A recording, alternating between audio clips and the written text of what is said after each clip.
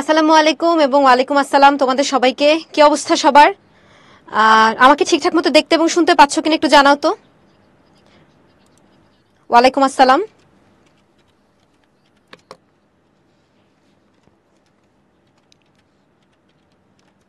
আচ্ছা, সো সবকিছু যেহেতু ঠিকঠাক মতো দেখতে এবং শুনতে পাচ্ছ এবং তোমাদের রেসপন্স দেখলাম, বুঝতে পারলাম। সো আমরা আমাদের আজকের যে লেকচারটা সেটা শুরু করতে পারি, সবকিছু যেহেতু ঠিকঠাক আছে। ওকে ওকে, সো আমরা আজকে লেকচার 3 এর পরে আজকে আমরা লেকচার 4 পড়বো এবং লেকচার 4 এর দুইটা পার্ট আমরা বেসিক্যালি পড়বো। পার্ট 1 এ আমরা ফার্স্ট পেপার নিয়ে কথাবার্তা বলবো এবং পার্ট 2 তে আমরা সেকেন্ড পেপার নিয়ে কথাবার্তা বলবো, ঠিক আছে?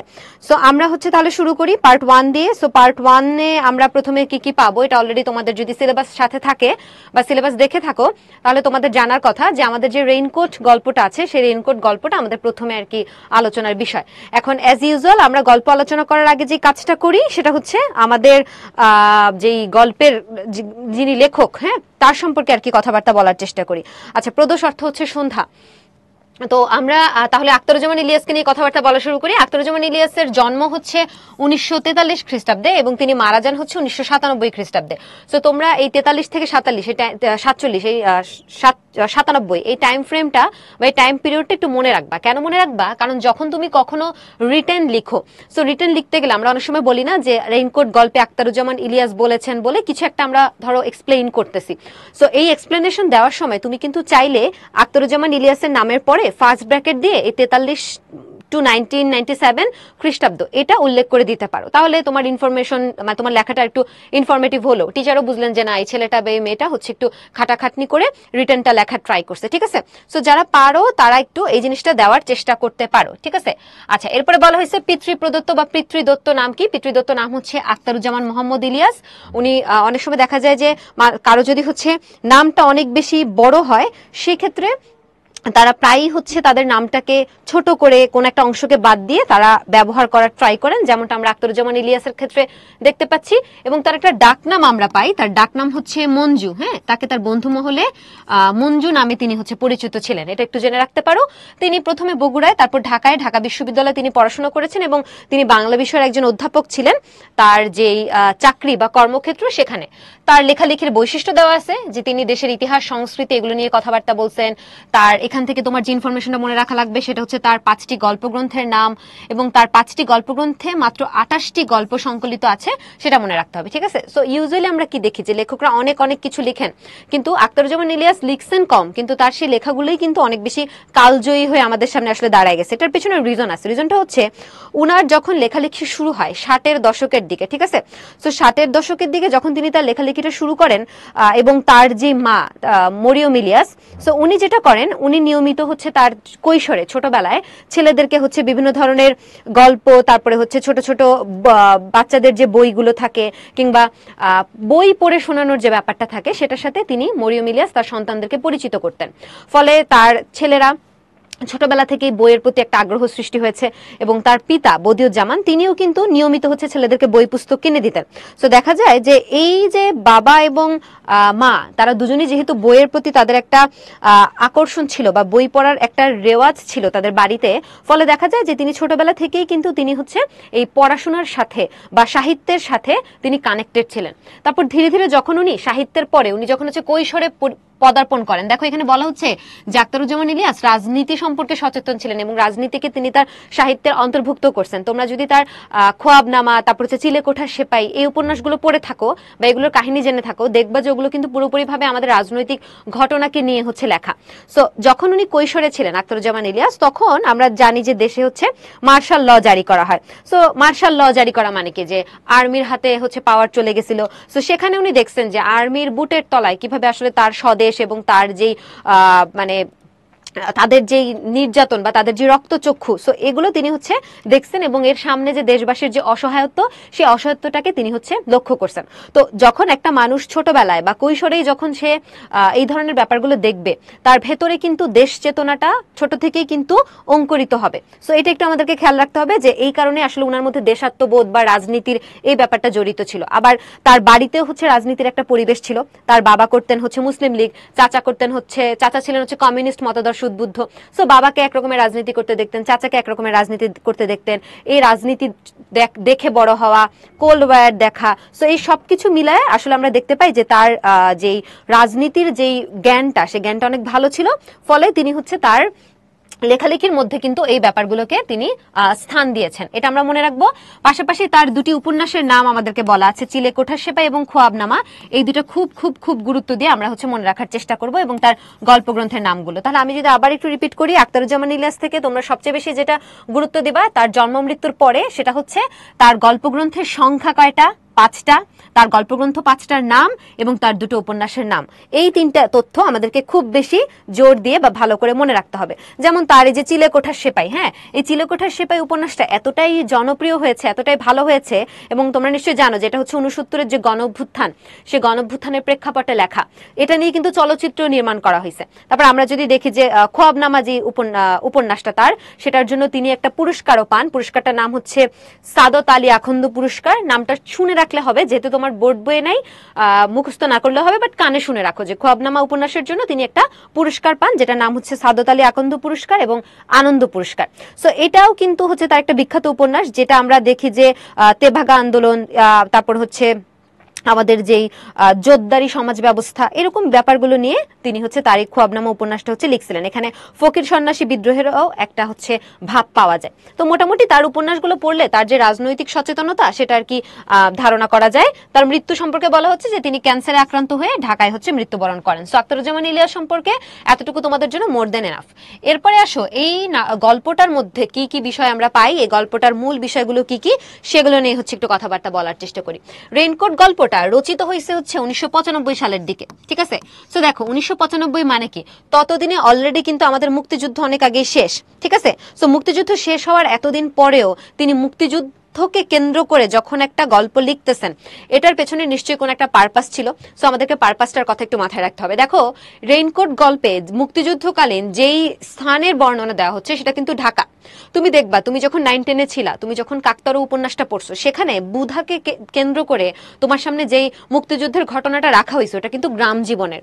মোটামুটি আমরা যখনই মুক্তিযুদ্ধের কোনো সিনেমা দেখি, মুক্তিযুদ্ধের কোনো গল্প পড়ি, কোনো উপন্যাস পড়ি, সেখানে আমরা গ্রামের মুক্তিযুদ্ধের ইতিহাসই পাই।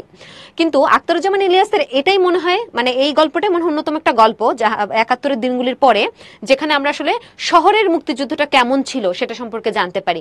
রাইফেল রুটি আওড়াত এটাতেও জানতে পারি, বাট ওটা তোমাদের পাঠ্য না।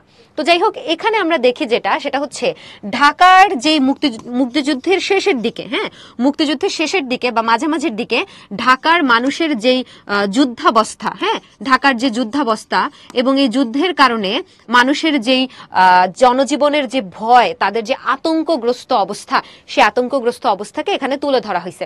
এই গল্পটা এতটাই চমৎকার হয়েছে যে গল্পটার নামে একটা চলচ্চিত্র নির্মাণ করা হয়। তোমরা চাইলে চলচ্চিত্রটার নাম মনে রাখতে পারো, যে রেইনকোট গল্প অবলম্বনে যেই চলচ্চিত্রটা নির্মিত হয়, সেই চলচ্চিত্রটার নাম হচ্ছে মেঘমল্লার। 2014 সালের দিকে এই চলচ্চিত্রটা হচ্ছে আর কি নির্মাণ করা হয়, ঠিক আছে।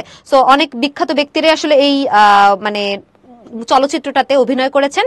তো এখানে একটু মনে রাখবা যে রেইনকোট গল্পটায় আমরা দেখি যে আখতারুজ্জামান ইলিয়াস কিন্তু অনেক বড় বড় কোনো বাক্য ব্যবহার করে নাই, ছোট ছোট বাক্য ব্যবহার করছেন। একদম গল্পের শুরুটা খেয়াল করো, একদম গল্পের শুরুতে আমরা কি দেখছি, যে নুরুল হুদা নামক একটা চরিত্র আমাদেরকে মুক্তিযুদ্ধের আভাস দিচ্ছেন। তিনি বলছেন যে বৃষ্টিতে কি বাদলা বারুদ একটু জিরিয়ে নিবে না। তোমরা যারা ঢাকায় থেকে ক্লাসটা করতেছো, তারা মোটামুটি নিশ্চয়ই জানো যে ঢাকা এখন এই মুহূর্তে বৃষ্টি পড়তেছে। সো এই যে বৃষ্টির মধ্যে একটু গোলা বারুদ জিরিয়ে নেওয়ার ব্যাপারটা, এটা দিয়ে কিন্তু মুক্তিযুদ্ধের একটা আভাস দিয়ে তিনি তার গল্পটা শুরু করতেছেন। তারপর তিনি যখন দেখাচ্ছেন যে পিয়ন ইসহাক মিয়া আসতেছে, তারপর তিনি যখন দেখাচ্ছেন যে তিনি কলেজে যাচ্ছেন, কলেজে যাওয়ার পরে তাকে জেরা করা হচ্ছে, এই সমস্ত ব্যাপার কিন্তু আসলে আমাদেরকে মুক্তিযুদ্ধকালীন মানুষের মনে যে ভীতিকর অবস্থা, মানুষ কিভাবে মিলিটারিকে ভয় পায়, এই ব্যাপারগুলোর কিন্তু আমাদেরকে একটা আভাস দেয় বা একটা চিহ্ন দেয়, ঠিক আছে। আচ্ছা ইফতেখার, তুমি তাহলে ধরো আল্লাহর নামে তুমি যদি হচ্ছে ঢাকা ইউনিভার্সিটিতে চান্স পাও, হ্যাঁ, তখন তুমি কি করবা? তখন সেক্ষেত্রে তুমি কি করবা আমাকে একটু বলো তো। তখন কি তুমি একই কথাই বলবা, একই জিনিসই বলবা? আচ্ছা সামির, আমি যতটুকু জানি এই ইউনিটে বাংলা বইটা দিচ্ছে না, তোমাদের যে বইগুলোর কথা উল্লেখ করা ছিল সেগুলো দিচ্ছে, হ্যাঁ। তাও তুমি একটু তোমার ব্রাঞ্চে একটু কমিউনিকেট করতে পারো, জেনে নিতে পারো।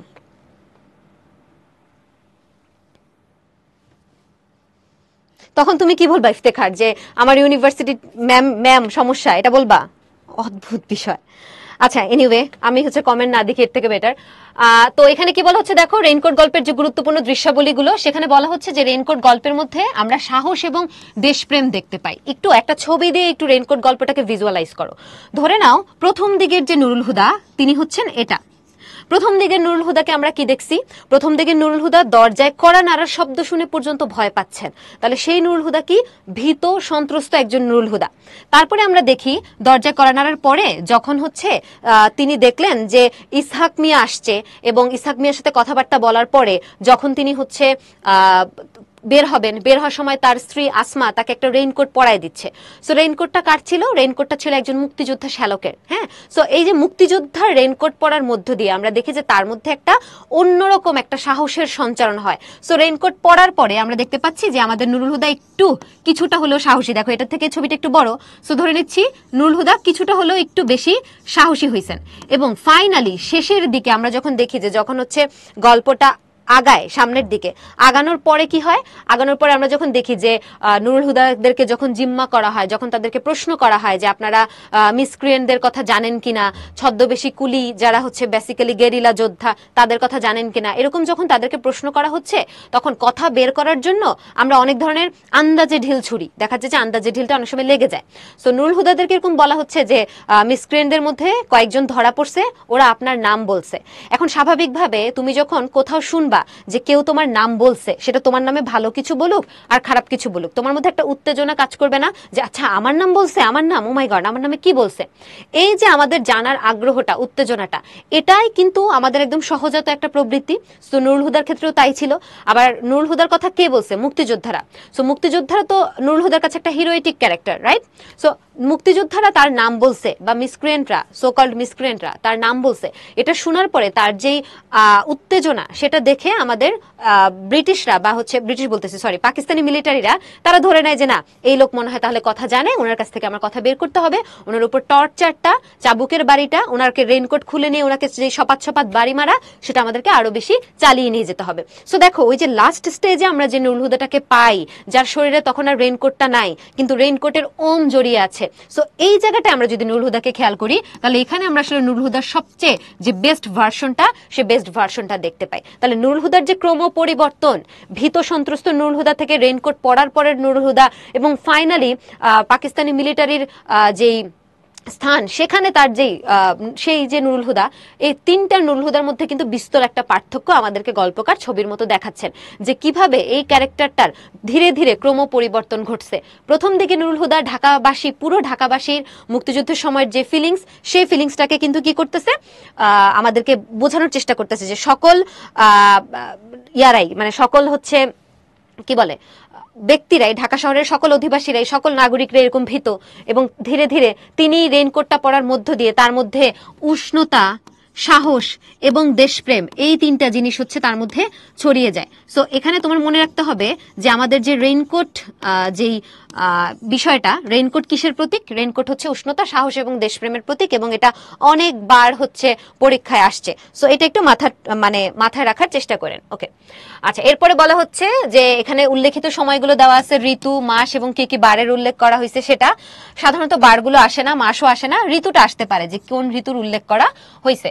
আচ্ছা, সো এখানে রেইনকোট গল্পের একটা সারমর্ম দেওয়া আছে কিওয়ার্ড দিয়ে, আমরা একটু কিওয়ার্ড গুলো ব্যাখ্যা করার চেষ্টা করি। দেখো এখানে বলা হয়েছে যে রেইনকোট হচ্ছে উষ্ণতা, সাহস এবং দেশপ্রেমের প্রতীক, যেটা আমরা অলরেডি বলে ফেলছি যে রেইনকোট গায়ে দেওয়ার পরে নুরুল হুদা কিন্তু নিজের শরীরে একটা ওম অনুভব করে। ওয়ার্ডটা একদম ডিরেক্টলি বলা ছিল যে ওম, রেইনকোটের ওম এখনো শরীরে লেগে আছে। সো এই ওম বলতে কি বোঝাচ্ছে? রেইনকোট পরার পরে ওর যে শরীরে বৃষ্টির ছোঁয়া লাগে নাই, এটা একটা বিষয়। আরেকটা ব্যাপার হচ্ছে রেইনকোটটা পরার মধ্য দিয়ে ওর ভেতরে যে সাহস, যে ওর মধ্যে যে উত্তেজনা বা ওর মধ্যে যেই আত্মবিশ্বাসটা কাজ করতেছে, সেটা তখনও বহাল ছিল, সেটা বোঝানোর চেষ্টা করা হচ্ছে। তারপর এখানে বলেছে আত্মত্যাগ। আত্মত্যাগটা কিসের? দেখো নুরুল হুদা কিন্তু মুক্তিযোদ্ধা না, ডিরেক্টলি মুক্তিযোদ্ধা আমরা নুরুল হুদাকে বলতে পারি না। আমাদেরকে আখতারুজ্জামান ইলিয়াস এক্সপ্লেইন করেন নাই যে নুরুল হুদা কি মুক্তিযোদ্ধা নাকি না। আমাদেরকে এতটুকুই আখতারুজ্জামান ইলিয়াস জানাইছেন যে মিসক্রিয়েন্টরা, সোকল্ড মিসক্রিয়েন্টরা বা কুলিরা তার সামনে কয়েকটা কথা বলছে। কি কি কথা বলছে? প্রথম কথা বলছে হচ্ছে বর্ষাকালেই তো যুদ্ধ। স্টাফদের মধ্যে একজন বলছে বর্ষাকালেই তো যুদ্ধ, আরেকজন বলছে হচ্ছে কি রাশিয়ায় ছিল জেনারেল উইন্টার, আমাদের ছিল জেনারেল মনসুন। রাশিয়ায় ছিল জেনারেল উইন্টার, আমাদের জেনারেল মনসুন। সো দেখো মনসুন বলতে কি বোঝাচ্ছে, বর্ষাকে, আর উইন্টার হচ্ছে শীতকাল। সো এখানে বোঝাতে চাচ্ছে যে দ্বিতীয় বিশ্বযুদ্ধের সময় প্রচন্ড ঠান্ডার কারণে হিটলারের বাহিনী যেরকম রুশ বাহিনীর হাতে পর্যুদস্ত হয়েছিল, ঠিক একই রকম আমাদের প্রচন্ড বর্ষাকালের কারণে পাকিস্তানি মিলিটারিও আমাদের কাছে পরাজিত হবে বা হারবে। এটা কেন বলা হয়েছে তুমি খেয়াল করে দেখো, মুক্তিযুদ্ধ যখন হয়েছে গ্রামে গঞ্জে বিভিন্ন জায়গায়, সেখানে কি হয়েছে? তো সেখানে দেখো যে গ্রামের রাস্তাঘাট যদি তুমি চিন্তা করো, ধরো প্রচন্ড পরিমাণে কর্দমাক্ত বালির রাস্তাঘাট, ওখানে যখন প্রচন্ড বৃষ্টি হয় সে রাস্তাঘাট কিন্তু চলাচলের অনুপযুক্ত হয়ে যায়। এখন বাংলাদেশের যারা মুক্তিযোদ্ধা ওরা কি করছে, ওরা ধরো কোনো রকমে তুমি মুক্তিযোদ্ধাদের একটা ছবি যদি ভিজুয়ালাইজ করো, তুমি এরকম একটা ছবি দেখবা যে ওরা লুঙ্গি পইরা কোন রকমের লুঙ্গিটা হচ্ছে গিট দিয়ে উপরে আলগোছে বেঁধে একটা গিট্টু দিয়ে ওরা হচ্ছে সুন্দর যুদ্ধ করতেছে। সো খালি পায়ে যেভাবে সুবিধা সেভাবে খালায় নদী নালা বিলে তারা হচ্ছে কি করতেছে, নেমে গিয়ে যুদ্ধ করতেছে। কিন্তু মিলিটারিদের একটা তুমি যদি ছবি ভিজুয়ালাইজ করো, তুমি দেখবা যে তারা খুব তাদের যেই মিলিটারি পোশাক, হ্যাঁ, কমব্যাক্ট, তারপরে হচ্ছে বুট, তারপরে হচ্ছে আরো যা যা ব্যাচ টেজ আছে সবকিছু পরে টরে একদম সেজে গুজে তারা হচ্ছে সারাক্ষণ থাকে ফিটফাট হয়ে। সো ওই অবস্থায় কিন্তু ওই বুট টুট নিয়ে এই গ্রামে গঞ্জের এই চিপা চাপা জায়গাগুলোতে বা বৃষ্টি হওয়ার কারণে কাদায় যে রাস্তা ভেঙে যাওয়া বা রাস্তা কাদায় একাকার হয়ে যাওয়া, ওই জায়গায় কিন্তু তাদের পক্ষে যুদ্ধ করাটা সো টাফ। সো এই বিষয়টাকে, সুযোগটাকে কাজে লাগিয়ে আমাদের মুক্তিযোদ্ধারা কি করবে, এই সময়টাকে বা সুযোগটাকে কাজে লাগিয়ে তারা মিলিটারি বাহিনীকে হারানোর চেষ্টা করবে। এই কারণে বলা হচ্ছে যে রাশিয়ায় ছিল জেনারেল উইন্টার, আমাদের জেনারেল মনসুন। মানে দ্বিতীয় বিশ্বযুদ্ধের সময় রাশিয়ার উইন্টার শীতকাল যেরকম ওদেরকে অন্য ভিনদেশীদেরকে ওই আবহাওয়ায় হারিয়েছে বা ওই আবহাওয়ায় দুর্বল করে তুলেছে, ঠিক একই রকম আমাদের বর্ষাকালও কি করবে, মিলিটারিদেরকে দুর্বল করে তুলবে। আচ্ছা, এরপরের কথাটা ছিল বর্ষাকালেই তো জুত, জুত মানে হচ্ছে সুবিধা। সো বর্ষাকালে সুবিধা কেন, ওই যে একই কারণে, দুটো মূলত কানেক্টেড ওয়ার্ড। সো আমরা মূলত দেখি যে এই দুটো কথা তিনি জাস্ট শুনছেন, তিনি আর কিছুই জানেন না। তাদের টিচার্স রুমে যখন কেউ মুক্তিযুদ্ধ নিয়ে কথা বলে, মিলিটারিদেরকে নিয়ে কথা বলে, গেরিলাদেরকে নিয়ে কথা বলে, তখন নুরুল হুদা ওখানে থাকেন না, তিনি প্রিন্সিপালের রুমে চলে যান। তাহলে তার সাথে ডিরেক্টলি মুক্তিযোদ্ধাদের সম্পৃক্ততা ছিল বা তিনি একজন মুক্তিযোদ্ধা, এটা আমরা বলতে পারি না, এজ আমাদের বইয়ে ডিরেক্টলি নাই, এজ আমাদের পাঠ পরিচিতিতে ডিরেক্টলি নাই। ঠিক আছে, সো আমরা এটা স্কিপ করে যাব। ওকে, এরপরে বলা হচ্ছে তাহলে তিনি আত্মত্যাগ করছেন, যে তিনি না জানা সত্ত্বেও তিনি কিন্তু স্বীকার করতেছেন না যে আমি মুক্তিযোদ্ধা চিনি না, আমার সাথে মুক্তিযোদ্ধাদের কোনো সম্পর্ক নেই, কিছুই কিন্তু তিনি বলেন নাই, তিনি মায়ের খেয়ে যাচ্ছেন। আচ্ছা, এরপরে বলেছে মুক্তিযুদ্ধের চিত্র, এখানে মনে রাখবা ঢাকার মুক্তিযুদ্ধের চিত্র। ঠিক আছে, এরপর বলেছে পাক বাহিনীর বর্বরতা। সো বর্বরতার চিত্র তুমি কোথায় পাও, নুরুল হুদার উপর অত্যাচারেও তুমি বর্বরতার চিত্র পাও। আবার খেয়াল করে দেখো, এখানে ক্র্যাক ডাউনের রাতের কথা বলা হয়েছে, ক্র্যাক ডাউনের রাত, অর্থাৎ 25শে মার্চের রাতের কথা বলা হয়েছে, যে রাতে আমরা দেখি যে একজন মুয়াজ্জিন হচ্ছে আজান দিতে উঠছেন, আজান দিতে ওঠার পরে আজান দেওয়া অবস্থায় তাকে হচ্ছে হত্যা করা হয়, এরকম অনেক মানুষকে হত্যা করা হয়। সো এটা কিন্তু মূলত পাক বাহিনীর বর্বরতারই একটা বহিঃপ্রকাশ। তারপর হচ্ছে সাধারণের অসাধারণত্ব, এখানে সাধারণ হচ্ছে আমাদের নুরুল হুদা, যে নুরুল হুদা মুক্তিযুদ্ধের আভাস পেয়ে বা মুক্তিযুদ্ধের ব্যাপারটার মধ্যে থাকতে থাকতে একজন সাহসী অসাধারণ ব্যক্তিতে পরিণত হয়েছেন। স্বার্থান্বেষী মহলের কথা বলা হচ্ছে, এই স্বার্থান্বেষী মহল হচ্ছেন আমাদের প্রিন্সিপাল, এই স্বার্থান্বেষী মহল হচ্ছেন আমাদের ওই যে ইসহাক মিয়া, যে কিনা এপ্রিল মাসের শুরু থেকে বাংলা বলা ছেড়েছে। ঠিক আছে, সেই স্বার্থান্বেষী মহলটার কথা আমরা এখানে মনে রাখার চেষ্টা করব। সো বেসিক্যালি এটা হচ্ছে আমাদের রেইনকোট গল্পটা। এখান থেকে কিছু উদ্ধৃতি আমরা রাখছি, কারণ উদ্ধৃতিগুলো অনেক সময় তোমাকে রিটেনে ব্যাখ্যা করতে বলে। সো একটা জিনিস একটু মনে রাখবা, সেটা হচ্ছে যে রিটেন যখন তুমি এরকম উদ্ধৃতি ব্যাখ্যা করো, সেখানে তোমার উদ্ধৃতিটা যেমন করেই তুমি লেখো না কেন, তোমার ভাষা যাই হোক না কেন, তোমার অ্যান্সারের মধ্যে তুমি কে বলছে, কাকে বলছে, কেন বা কোন প্রসঙ্গে বলছে, এই উত্তরটা আমি সম্ভবত গত ক্লাসেও তোমাদেরকে বলছি। সো এই উত্তরটা তোমার আসছে কিনা, যদি আসে তাহলে ধরে নিবা যে তোমার উত্তরটা ঠিক লাইনে আছে, ট্র্যাকে আছে। যেমন ধরো আমি যদি বলি যে আমার নাম সত্যি বলেছে, আমার নাম বলেছে, এটা বলে তোমাকে ব্যাখ্যা করতে দিল।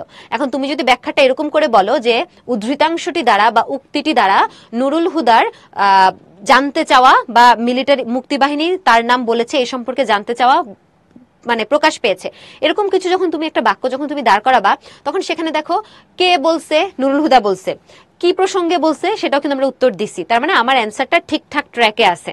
তবে কিছু কিছু প্রশ্নের ক্ষেত্রে কাকে বলছে সেটার অ্যান্সার তুমি নাও পাইতে পারো, সমস্যা নাই, সেক্ষেত্রে বাকি দুইটার অ্যান্সার যাতে তোমার অ্যান্সারের মধ্যে থাকে এটা একটু খেয়াল রাখার চেষ্টা করবা।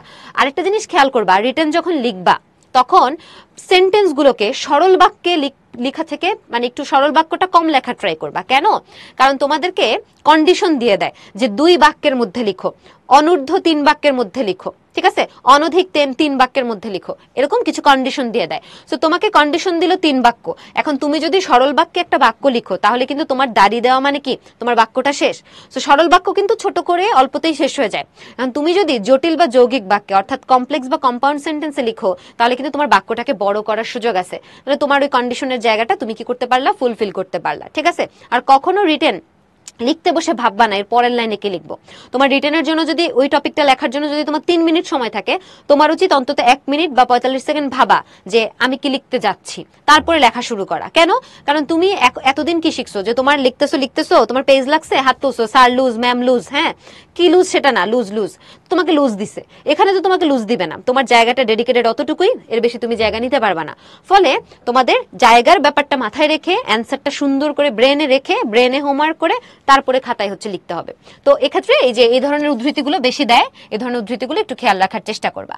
আচ্ছা, তারপরে এখানে ইসহাক মিয়ার কিছু উদ্ধৃতি দেওয়া আছে, যেমন এখানে বলা হচ্ছে মিসক্রিয়ান লোক তলব কিয়া মানে ডাকছে, আভি জানে হোগা মানে এখনই যেতে হবে। আচ্ছা, এরপরে বলছে মিসক্রিয়ান লোক ইলেকট্রিক ট্রান্সফরমার তোড় দিয়া মানে ইলেকট্রিক ট্রান্সফরমারটা ভেঙে দিয়েছে। কারা ভেঙে দিয়েছে? মিসক্রিয়েন্টরা। সো মিসক্রিয়েন্টরা কি? মিসক্রিয়েন্ট বলতে এখানে বোঝানো হচ্ছে দুষ্কৃতকারীদেরকে, দুষ্কৃতকারী। এখানে দুষ্কৃতকারী বলতে অবশ্যই খারাপ কাউকে বোঝাচ্ছে না। মিলিটারিদের কাছে যারা দুষ্কৃতকারী আমাদের কাছে তারা হিরো। মানে তুমি দেখো আমাদের কাছে ভিলেন কারা? পাকিস্তানি মিলিটারিরা। কিন্তু পাকিস্তানিদের কাছে, পশ্চিম পাকিস্তানিদের কাছে যে জিজ্ঞেস করো যে পশ্চিম পাকিস্তানি মিলিটারি 71 মুক্তিযুদ্ধের সময় মারা গেছে তাকে তারা বীর বলে, আর আমরা বীর বলি কাকে? মুক্তিযোদ্ধাদেরকে। সো কে হিরো হবে আর কে ভিলেন হবে এটা জায়গা টু জায়গা মানে পক্ষ টু পক্ষ ভ্যারি করে। তো এই জন্য এখানে যে মিসক্রিয়েন্টদেরকে বোঝানো হচ্ছে বা দুষ্কৃতিকারীদেরকে বোঝানো হচ্ছে সেটা বেসিক্যালি মুক্তিযোদ্ধাদেরকে বোঝানো হচ্ছে, যেটা কিনা ওদের কাছে মিসক্রিয়েন্টকারী, আমাদের কাছে মিসক্রিয়েন্টকারী না, আমাদের কাছে গেরিলা যোদ্ধা।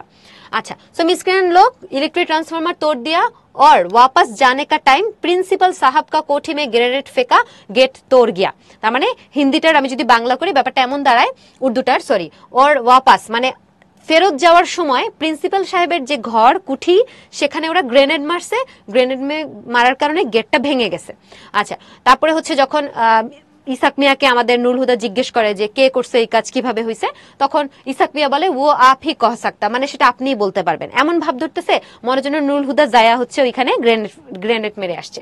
তো তারপর নুরুল হুদা যখন ইসহাক মিয়াকে বলে যে আপনি একটু বসেন আমার 5-7 মিনিট লাগবে চাটা খান, তখন ইসহাক মিয়া একদম ভাব দেখায় বলে যে না আমার আব্দুস সাত্তার মৃদ্ধার ঘরে যাইতে হবে, আমার এখন ওখানে টাইম নাই, আমার দ্রুত যাইতে হবে, সব প্রফেসরকে মিলিটারিরা ডাকছে, ও চলে যায়। তারপর প্রিন্সিপাল সাহেবের যে বক্তব্যগুলো, এখান থেকে আমাদের একটা বক্তব্য বেশি জোর দিতে হবে, সেটা হচ্ছে এটা যে শোনেন মিলিটারি যাদের ধরে মিছে ধরে না, সাবভার্সিভ অ্যাক্টিভিটিজের সঙ্গে তারা somehow or other involved. So তোমার এখান থেকে এটা যেরকম গুরুত্বপূর্ণ রিটেনের জন্য ঠিক একই রকম এটাও তোমার গুরুত্বপূর্ণ। সো এখানে কি বলা হচ্ছে যে মিলিটারি যাদের ধরে মিছে ধরে না, মানে খালি মিলিটারি ধরে না, ওরা কোনো না কোনো দুষ্কৃত কর্মকাণ্ড বা রাষ্ট্রবিরোধী কর্মকাণ্ড করছে। তোমার বইয়ে দেখবা শব্দার্থতে বলা আছে সাবভার্সিভ অ্যাক্টিভিটিস মানে হচ্ছে রাষ্ট্রবিরোধী কর্মকাণ্ড। তাহলে যেটাকে ওরা বলতেছে রাষ্ট্রবিরোধী কর্মকাণ্ড সেটা কি? মুক্তিযোদ্ধাদের কর্মকাণ্ড। তাহলে পশ্চিম পাকিস্তানের কাছে যেটা রাষ্ট্রবিরোধী কর্মকাণ্ড আমাদের কাছে সেটা বিদ্রোহের কর্মকাণ্ড, যেটা আমাদেরকে স্বাধীনতা এনে দিবে। সো আমাদের কাছে এটা ভালো।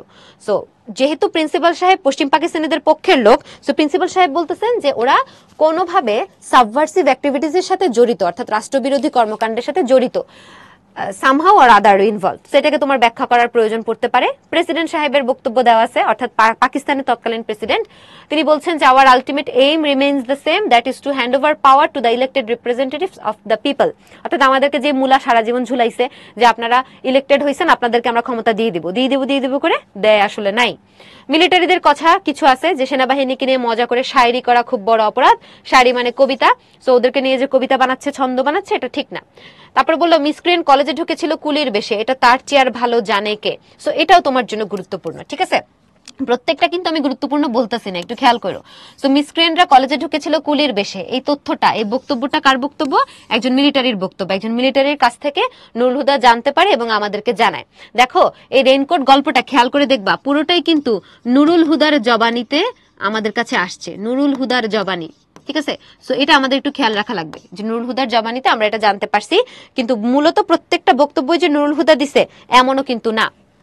আচ্ছা, আরেকটা জিনিস একটু মনে রাখবা, সেটা হচ্ছে এখানে যে মিলিটারিরা, সরি মুক্তিযোদ্ধারা যে কুলির বেশে আসছিল, ওরা কিন্তু কি রাখতে আসছিল? আলমারি রাখতে আসছিল, এবং নুরুল হুদার দায়িত্ব ছিল আলমারির দরজা পাত এগুলো ঠিকঠাক মতো আছে কিনা, যত যেরকম দেওয়ার কথা ছিল সেরকম দিছে কিনা। অর্থাৎ আমরা কোনো একটা কিছু ডেলিভারি দিলে, সেটা আসলে বাসায় মানে অর্ডার দিলে, সেটা ডেলিভারি যখন আসে তখন আমরা এটা ঠিকঠাক আছে কিনা দেখি না। সো নুরুল হুদারকেও এই দায়িত্ব দেওয়া হয়েছিল যে আমরা কিছু আলমারি কিনবো, আপনার দায়িত্ব হচ্ছে আলমারিটা আমাদের কলেজে এসে পৌঁছাইলে আপনি দেখবেন যে এটা সবকিছু ঠিকঠাক আছে কিনা। ওই দেখতে যায় ও হচ্ছে ফেসে গেছে। তো এখান থেকে তোমার একটু এই ইনফরমেশনটা মনে রাখা লাগবে, সেটা হচ্ছে টোটাল আলমারি কিনতে বলা হয়েছিল বা টোটাল আলমারি কিনা হয়েছিল কয়টা? তোমরা আমাকে একটু বলো তো, টোটাল কয়টা আলমারি কিনা হয়েছিল কলেজের জন্য?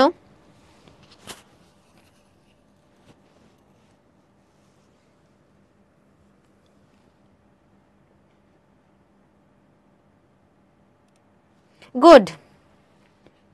আচ্ছা হ্যাঁ, মোট আলমারি ছিল হচ্ছে 10টা। সো এটা অনেক সময় তোমার হচ্ছে এমসিকিউতে আসে, ভেঙে ভেঙেও আসে, টোটালটাও আসে। মোট আলমারি 10টা। এর মধ্যে অফিস রুমের জন্য কিনা হয়েছিল হচ্ছে 3টা হচ্ছে অফিসের জন্য, আর দুটো দুটো করে কিনা হয়েছিল হচ্ছে তোমার বোটানি, তারপর হচ্ছে হিস্ট্রি এবং জিওগ্রাফির জন্য। সো 3টা কিনা হয়েছে অফিসের জন্য, দুইটা দুইটা করে কিনা হয়েছে বোটানি, বোটানি মানে হচ্ছে উদ্ভিদ বিজ্ঞান, তারপর হচ্ছে হিস্ট্রি, আর হচ্ছে জিওগ্রাফি অর্থাৎ ভূগোল। এদের জন্য, এই ডিপার্টমেন্টগুলোর জন্য দুইটা দুইটা করে কিনা হয়েছে। তাহলে 3, 2, 5, 2, 7, 8, 9, আর বাকি থেকে একটা, সে একটা কিনা হয়েছে হচ্ছে ইংরেজি ডিপার্টমেন্টের জন্য। সো এই হচ্ছে আমাদের টোটাল 10টা। সো তোমার এমসিকিউতে কিন্তু এরকম প্রশ্ন করবে যে ইংরেজি ডিপার্টমেন্টের জন্য কয়টা হচ্ছে আলমারি কিনা হয়েছিল, বা হিস্ট্রি ডিপার্টমেন্টের জন্য কয়টা আলমারি কিনা হয়েছিল, টোটাল কয়টা আলমারি কিনা হয়েছিল। সো তুমি যখন পড়বা, তোমার পড়াটা কিন্তু এরকম থরো হইতে হবে, যাতে তুমি হচ্ছে যে কোনো ধরনের প্রশ্ন আসলে এখান থেকে উত্তর করতে পারো, ঠিক আছে?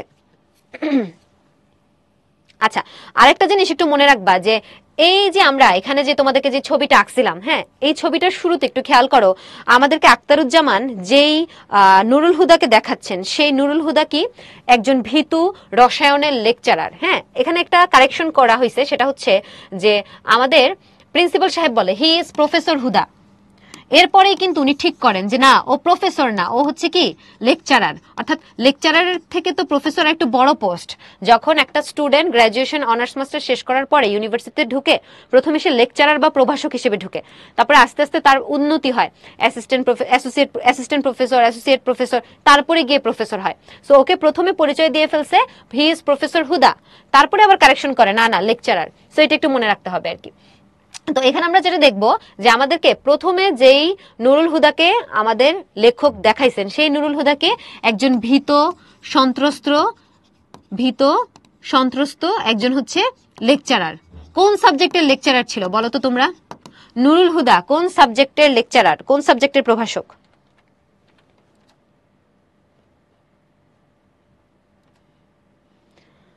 কেমিস্ট্রি। ইয়েস, একজন জিজ্ঞেস করছে বাকি 4টা আলমারি কই গেল। ভাই তোমাদেরকে কি করা উচিত বলো তো? অনলাইনে তো মাইট দেওয়ার সুযোগ নেই, নাহলে মাইট দিতাম। বাকি 4টা আলমারি কই গেছে দেখো, এখানে 3টা, বোটানির জন্য 2টা, হিস্ট্রির জন্য 2টা, জিওগ্রাফির জন্য 2টা। আমি তো 2 এর আন্ডারে এই 3টা ডিপার্টমেন্টের নাম লিখছি, তার মানে এটার জন্য 2টা, এটার জন্য 2টা, এটার জন্য 2টা, কয়টা? 6টা। এখানে কয়টা? 3টা, 9টা, আর এই যে একটা, 10টা। আল্লাহ, তোমাদের মন তোমাদের কাছে আছে তো নাকি অন্য কারো কাছে? নিজের কাছে ফেরত নিয়ে আসো, মনোযোগ দাও।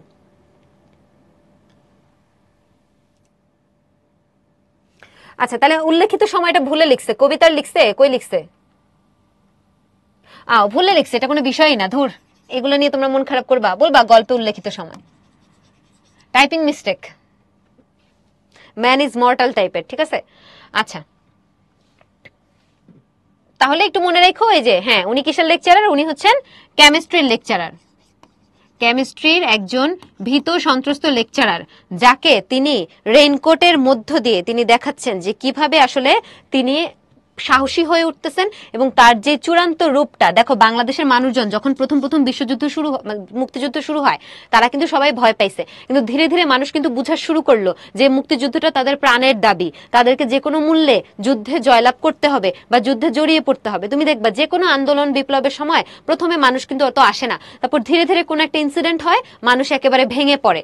সো যে কোনো জায়গায় এরকম সর্বসাধারণের যেই যুক্ততা, সেই যুক্ততাটাই কিন্তু আমাদেরকে আলটিমেট সাফল্যটা এনে দেয়। সো আমরা এখানে যে নুরুল হুদাটাকে পাচ্ছি, এই নুরুল হুদা কিন্তু মূলত আমাদের সমগ্র বাংলাদেশের প্রতিনিধিত্ব করতেছে, যে পুরো বাংলাদেশ যেরকম যুদ্ধের শেষের দিকে এসে একত্রিত হয়ে মানে মুক্তি বাহিনীকে সহযোগিতা করেছে এবং পাকিস্তানি মিলিটারির বিরুদ্ধে লড়েছে এবং কোনো ধরনের আপোষ করে নাই, আমাদের নুরুল হুদাও কিন্তু তাই। সে ক্যারেক্টারটা একটু ইন্টারেস্টিং, ক্যারেক্টারটা মনে রাখবা। আর এখানে কি, এখানে যে রেইনকোটের মধ্য দিয়ে ওর যে পরিবর্তনটা, সে পরিবর্তনটার কথা আমরা বলছি, ঠিক আছে? না, সিউতে রিটেন নাই। ওকে, তারপরে এই গল্পটা থেকে যে ধরনের যে শব্দগুলো তোমার গ্রামাটিক্যাল পার্টের জন্য গুরুত্বপূর্ণ হতে পারে মনে হয়েছে, সেগুলোকে রাখা হয়েছে, একটু খেয়াল করবা। যেমন ধরো উচ্চারণ, তোমাদের একটা ইন্টারমিডিয়েটের টপিক, এখান থেকে কিছু উচ্চারণ রাখা হয়েছে। যেমন ধরো ছদ্মবেশী, এটার উচ্চারণ এভাবে ভেঙে কেন লিখছে, কারণ দয়ের সাথে যখন আমরা ম জানি, ম কি একটা নাসিক্য ধ্বনি। সো নাসিক্য ধ্বনি যখন এরকম মানে মফলা, বফলা, জফলা এগুলো যখন থাকে শব্দের মাঝে বা শেষে, আমরা যে কাজটা করি, এই ফলাগুলো যাদের সাথে আছে তাদেরকে আমরা দ্বিত্ব করে দেই। সো এখানে দেখো ম ফলাটা আছে কার সাথে, দয়ের সাথে, তো আমরা কি করছি, এটাকে দ্বিত্ব করে দিছি। দ্বিত্ব করার পরে আমরা খেয়াল করলাম যে এখানে যে ফলাটা ব্যবহৃত হয়েছে, এই ফলাটা হচ্ছে ম। আমরা জানি যে ইয়, উ, ম, ন, ন এগুলো হচ্ছে নাসিক্য ধ্বনি। সো নাসিক্য ধ্বনি যখন থাকে বানানে, উচ্চারণে যখন আমি দেখাতে পারি না, তখন আমাকে একটা চন্দ্রবিন্দু দিতে হয়, তাই আমি চন্দ্রবিন্দু দিছি। দীর্ঘইকার বলে কিছু এক্সিস্ট করে না, আমি হ্রস্বইকার দিছি। তারপরে এখানে দেখো ক্ষীয়র উচ্চারণ আছে। ক্ষীয়র উচ্চারণ কি ছিল, তোমরা ছোটবেলায় পড়ছো। ক্ষীয়র উচ্চারণ দুই রকমের হয়, একটা হচ্ছে ক্ষয়ের মতো, আর একটা হচ্ছে ক ক্ষয়ের মতো। সো ক্ষীয় যদি শব্দের শুরুতে থাকে, তখন আমরা কি বলি, ক্ষীয়র উচ্চারণ ক্ষয়ের মতো বলি। যেমন ক্ষতি, এই শব্দটায় দেখো ক্ষীয় কোথায় আছে, শব্দের শুরুতে। তো তুমি এটার উচ্চারণ কিন্তু ক ক্ষতি করো না, তুমি করো ক্ষতি। আর যখন ক্ষীয়টা শব্দের মাঝে বা শেষে থাকে, যেমন অপেক্ষা, এখানে খেয়াল করে দেখো তুমি অপেক্ষা ক খতে ভেঙে করো। সো এরকম উচ্চারণগুলো তো তোমরা পড়ছো ইন্টারমিডিয়েটে। সো এই ধরনের উচ্চারণ দেওয়া আছে এবং অন্যান্য যে গ্রামাটিক্যাল জায়গাগুলো তোমাদের জন্য প্রয়োজন, সেগুলো এখানে উল্লেখ করা আছে।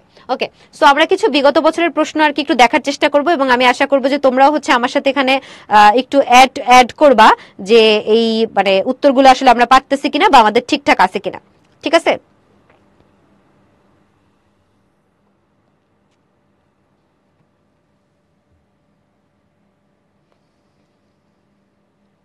ওকে, আচ্ছা, আখতারুজ্জামান ইলিয়াসের খোয়ারি একটা কি, উনি কোনো কাব্যগ্রন্থ লিখছেন বলে বলে নাই, নাটকের কথাও বলে নাই।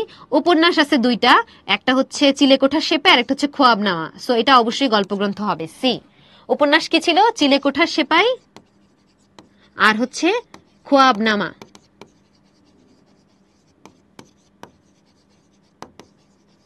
এই দুটো হচ্ছে তার উপন্যাস। আর গল্পগ্রন্থ ছিল 5টা, এই 5টার মধ্যে একটা হচ্ছে খোয়ারি। এরপর রেইনকোট গল্পে রেইনকোটের প্রতীকী তাৎপর্য কি, এটা একটা সুন্দর প্রশ্ন হয়েছে, অনেক জায়গায় আসছে। সো এটার অ্যান্সারটা একটু বলো।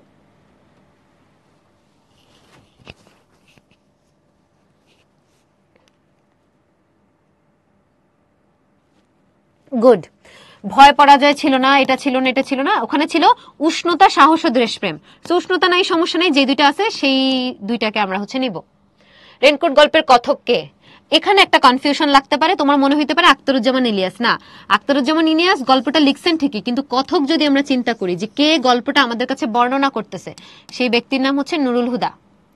রেইনকোট গল্পটি কোন গ্রন্থের অন্তর্ভুক্ত, আমরা জানি রেইনকোট গল্পটা নেওয়া হয়েছে লেখকের জাল স্বপ্ন স্বপ্নের জাল নামক গল্পগ্রন্থ থেকে। ঠিক আছে? সো তোমাদের কারো কোনো প্রশ্ন আছে রেইনকোট গল্প থেকে আমার কাছে? কারো কোনো ধরনের প্রশ্ন আছে রেইনকোট গল্প থেকে আমার কাছে? কিছু বোঝো নাই বা কোনো নিজের কোনো ব্যক্তিগত রেইনকোট রিলেটেড কোনো প্রশ্ন বা কনফিউশন থাকলে বলতে পারো। না, কুইজ নাই, কুইজ দিলে অনেক টাইম ওয়েস্ট হয়, জন্য কুইজ নাই। আচ্ছা, ঠিক আছে, ধন্যবাদ। তাহলে আমরা এর পরেরটাতে চলে যাই। এর পরের কবিতা হচ্ছে আমি কিংবদন্তির কথা বলছি, লিখেছেন আবু জাফর ওবায়দুল্লাহ। আমি কিংবদন্তির কথা বলছি কবিতাটা পড়ার আগে আমরা অবশ্যই আবু জাফর ওবায়দুল্লাহ সম্পর্কে পড়বো।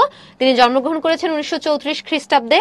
তিনি ইংরেজি সাহিত্যে পড়াশোনা করছেন, ইংলিশ লিটারেচারের স্টুডেন্ট ছিলেন এবং তিনি পড়াশোনা শেষ করে তিনি বিভিন্ন ধরনের রাষ্ট্রের বিভিন্ন ধরনের গুরুত্বপূর্ণ পদে তিনি চাকরি করছেন, খুবই গুরুত্বপূর্ণ। দেখো ইউজুয়ালি কি হয়, কবি সাহিত্যিক দেখে যে কোনো রকমের পড়াশোনা শেষ করছেন, হয় টিচার হয়েছেন, নাইলে সাংবাদিক হয়েছেন, নাইলে সারা জীবন সাহিত্য রচনা করছেন।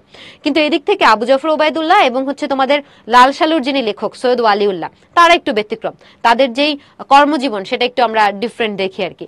আবু জাফর ওবায়দুল্লাহর কর্মজীবনে আমরা দেখতেছি প্রথমত তিনি ঢাকা ইউনিভার্সিটির টিচার ছিলেন, তারপরে তিনি সিভিল সার্ভিসে যোগ দিচ্ছেন অর্থাৎ বিসিএস যেটাকে আমরা বলি।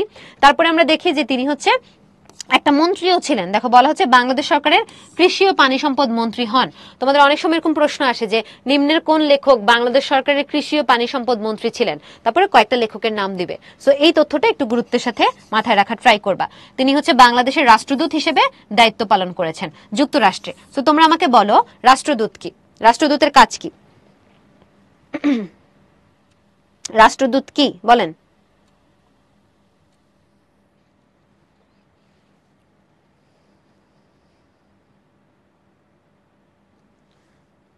আমি কত সময় পড়তাম, আচ্ছা কে কতক্ষণ পড়তো, ট্রাস্ট মি এটা একটা মানে পার্সন টু পার্সন ভ্যারি করার জিনিস।